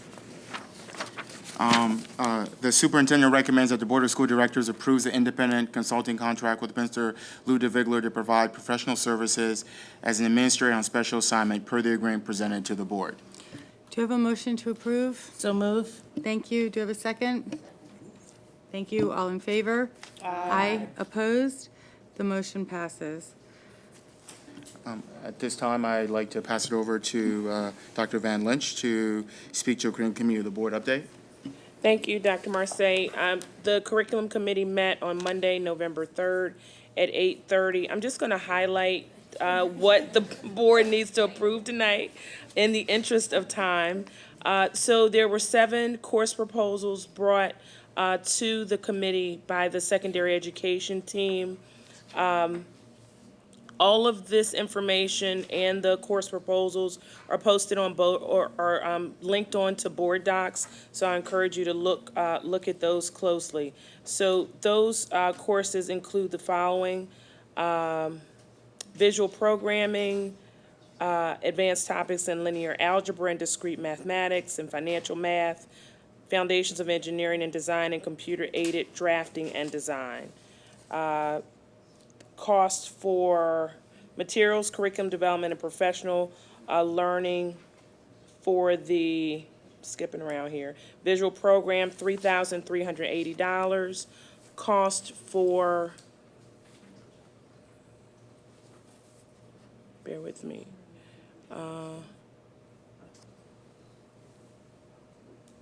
right, but where's the name of the course?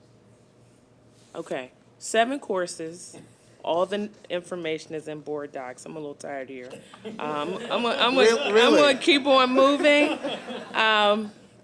But the committee approved approved all of the courses for full board consideration this evening. Dr. Marseille is going to list all those in his next topic. We had 2 presentation topics: PSSA Keystone Writing Achievement Data, presented by Ms. Giorgio and Dr. DeRosa. Lots of exciting things going on in terms of the writing program, so we'll look forward to that. One contract presented to the committee from Ms. Diana McIntosh for bringing Dr. Edward Fergus to campus, who's the co-author of Schooling for Resilience, and we'll look forward to having him come in February of 2015. Consulting fees of $3,500, which the committee approved, and again, look forward to that work. Our next meeting is Tuesday, December 2nd at 8:30 a.m. Thank you. Thank you. The administration recommends that the Board of School Directors approves the overnight trip request per the attached exhibits. Are there any questions? Do you have a motion to approve? Thank you. Do I have a second? Thank you. All in favor? Aye. Opposed? The motion passes. The administration recommends the Board of School Directors approves the new course proposals per attached exhibits for the 2015 school year: advanced topics in linear algebra and discrete math, visual programming, college prep and honors, financial math, sports, and society. I just want to say to everybody that these were thoroughly reviewed at the curriculum meeting, and it's actually a shame that we're not going to be able to discuss these in more detail tonight because of the constrained time, because they're really amazing courses. Do I have, are there any questions? Sorry. Just make a quick comment to piggyback on that. I've already been marketing these classes. I have a number of girls interested in the visual program and the sports society. I've been trying to sell these courses already, so we then better approve them. We really better approve them then. Okay. Do I have a motion to approve? Move to approve. Second? Yes. All in favor? Aye. Opposed? The motion passes. The administration recommends the Board of School Directors approve the letter of agreement for Title I services between the MCIU and Lmsb in the amount of $5,891 for the period of September 2nd, 2014 to June 15, 2015. Are there any questions? Do I have a motion to approve? So move. Thank you. Do I have a second? Second. All in favor? Aye. Opposed? Motion passes. Thank you. The administration recommends that the Board of School Directors approves the contract between Dr. Edward Fergus and Lower Merion School District. Dr. Fergus will provide an equity framework on how schools can create protective practices for vulnerable population. Services will be provided January 2015 through 2015.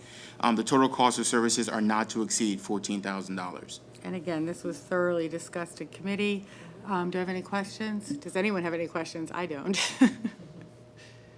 Do I have a motion to approve? Thank you. Do I have a second? Second. All in favor? Aye. Opposed? The motion passes. Thank you. The administration recommends that the Board of School Directors approve the student services items listed.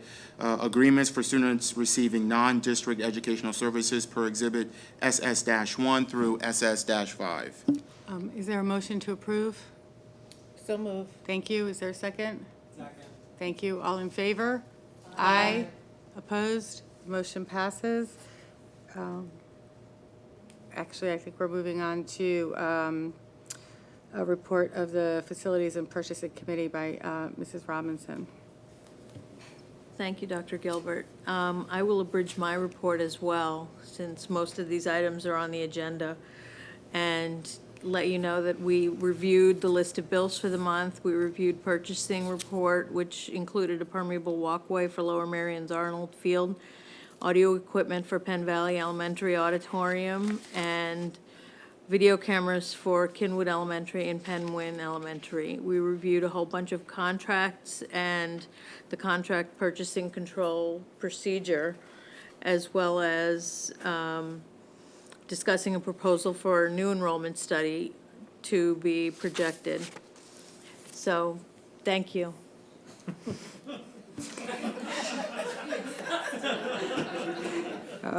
Under Business Office and Finance, we have 5 recommended action items. I want to take them in one motion. Approve the financial report for October 2014.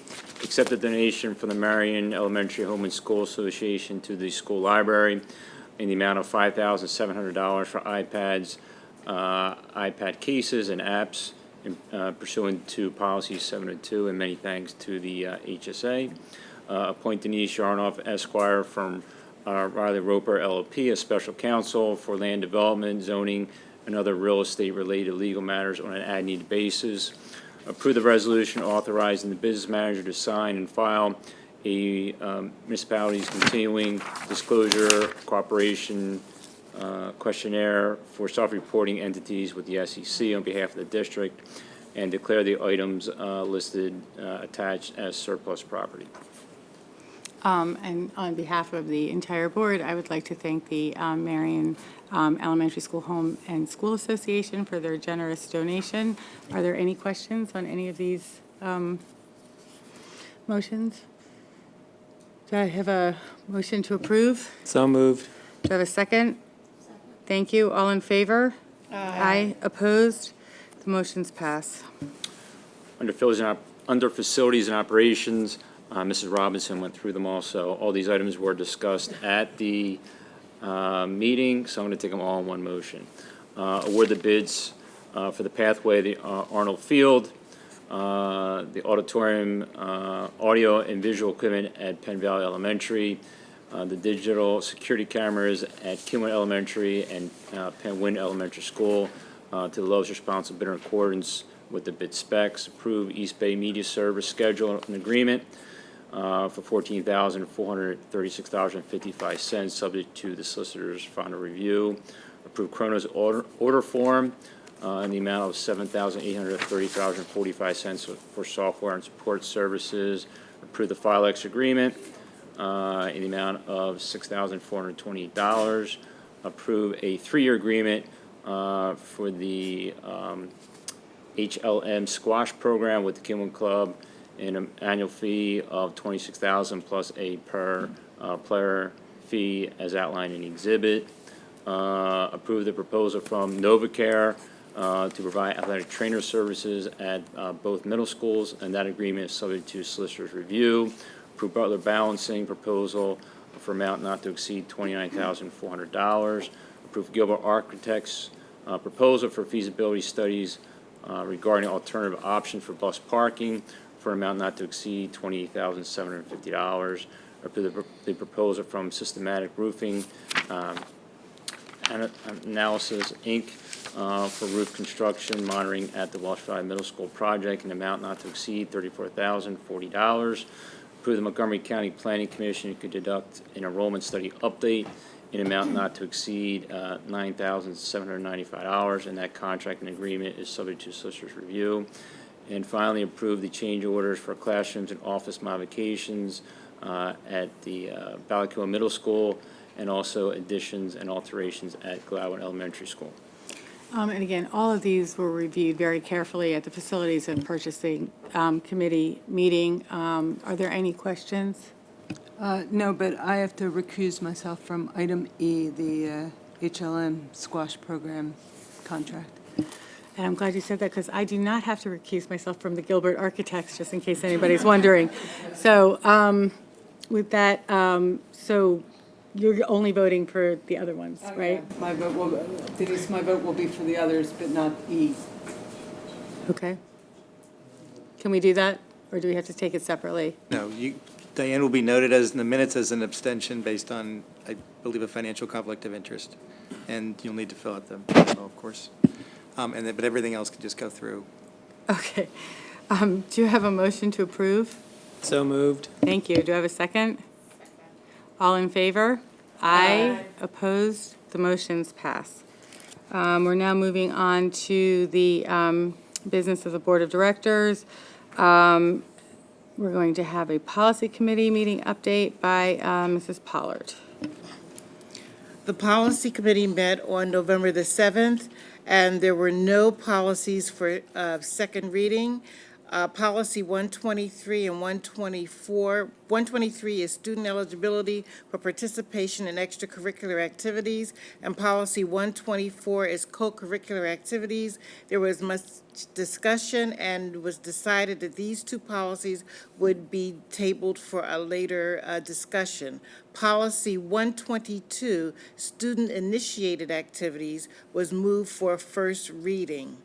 Administrative regulations 820-2, post-insurance compliance, and administrative regulation 112, guidance and counseling services, were discussed thoroughly at this meeting.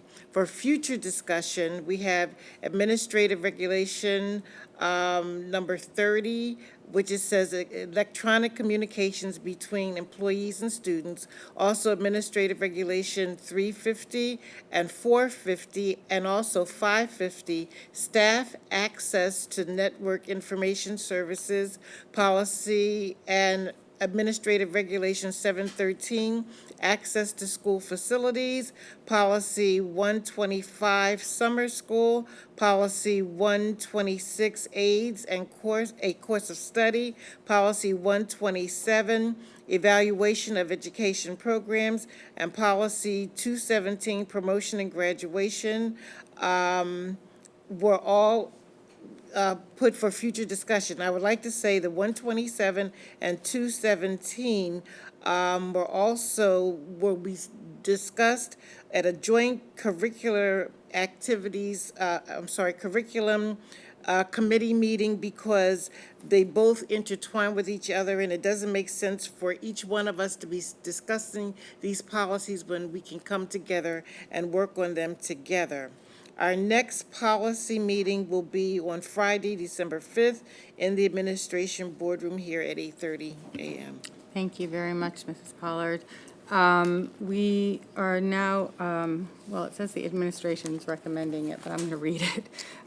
That's okay. It's that the Board of School Directors approves the following board meetings from January 2015 through August 2015. So those dates are January 12th, January 26th, February 9th, February 17th, March 9th, March 16th, April 13th, April 20th, May 11th, May 18th, June 8th, July 20th, and August 17th. So, When you're done, there's one other, after this vote, there's one other item that I need to go back to. I'm sorry, did I skip something? Just the first reading on 122 is for repeal. It's not to approve the. Oh, I'm sorry. Okay, I thought it was a first read. That's just for the record. You don't need to vote. So first, let's do this. So do I have a motion to approve? The calendar. Yes, do I have a motion to approve the calendar? So moved. Thank you. Do I have a second? Thank you. All in favor? Aye. Opposed? Motion passes, and so we have to, I'm just looking for it now. Just note for the record that the first reading is for repeal of policy 122, and next month it'll be on the agenda for a vote to repeal. Perfect. Thank you very much, Ken. Okay, at this time, I'm going to ask if there's anyone who would like to speak to any item whatsoever. Is there anyone who would like to come up and speak? There is somebody. You have a lot of stamina, so please, we will be happy to take your comments. Oh, legislation.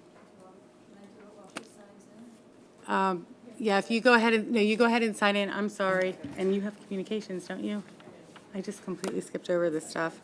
Sorry, just really quickly, public schools, this is from the legislative committee, but the public schools receive funding from three I didn't skip it. They sources: weren't federal on here. government, state government, and local school municipality. The PA General Assembly has commissioned a Basic Education Funding Commission, which will recommend to the General Assembly a new new formula for distributing state funding. On Tuesday, November 25th at 8:30 a.m. in this room in Lower Merion, in the DAO, Larry Feinberg is going to come to talk to us about past and current school funding systems.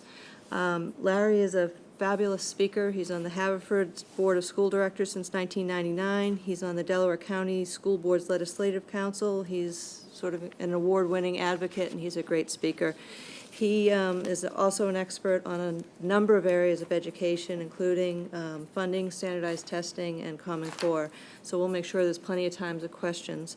Also, if you're interested in the Basic Education Funding Commission, which is the group actually doing the study, their hearings in Philadelphia are, hearings on this side of the state are tomorrow in City Hall, and Wednesday at City Hall. The meetings are in the mayor's reception room, and I believe tomorrow is 1 to 3, and Wednesday is 10 a.m., but you should check if you're going to head down there before you go. Thank you, Melissa.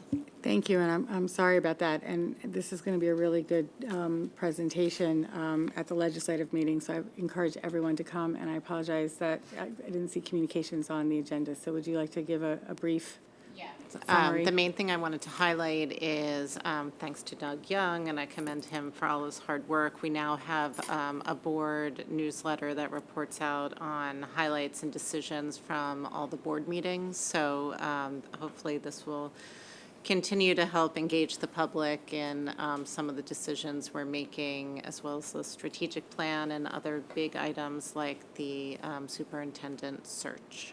The next Communications Committee meeting is this Wednesday at 7 p.m. Thank you. So, thank you. Well, we don't have them finalized yet. So, so first of all, let me say thank you to Lori Ackman and the Communications Committee for spearheading that, and to Doug Young for working with them on it. We've gotten lots of terrific feedback. We will be putting out a communication, a letter, an email soon with an update on the superintendent search and the dates for public comment. They should be public discussion. They should be finalized within the next couple days, so we'll be sending that out shortly. And I think now it's your turn. Sorry about that. Thank you. I'm Ann Andrus. I'm a member of Heriden's HSA. So Heriden's HSA requests that the school board provides video recording of all public school board meetings, so that includes committee meetings as well as the general business meetings. So we appreciate that. We've talked about it before. There are cost issues involved, and this is something we could discuss in policy, would be the appropriate place to discuss that. There's been discussion of that before, but we hear that you're requesting the discussion again. I know there's no back and forth, but an additional suggestion in lieu of that, perhaps a transcript, a written transcript of that. Oh, okay. All right. Well, thank you for the suggestion, and maybe if we can just make sure we have your information, so when we get that on policy, we can make sure you're notified so that you can come to the meeting. And thank you for waiting so patiently. Right now, I would like to just, in accordance with the Sunshine Law, the Board of School Directors met in executive information sessions on the following dates: November 3rd, real estate and legal, and earlier this evening, personnel and real estate. I just want to give some upcoming meeting dates. November 19th will be the Communications Committee meeting at 7 p.m. November 24th is a special meeting of the board at 8 p.m. in order to hear public comment around bus parking and enrollment. November 25th is the Legislative Committee meeting at 8:30 a.m. December 1st will be the reorg meeting at 8 p.m. December 2nd, Curriculum Committee at 8:30 a.m. December 4th is going to be a Finance Committee meeting at 8:30 a.m. December 5th, Policy Committee meeting at 8:30 a.m. December 10th, Communications Committee again, and December 11th, Facilities and Purchasing meeting, and December 15th, the regular board meeting. And with that, we are adjourned. Thank you, everyone. Thank you.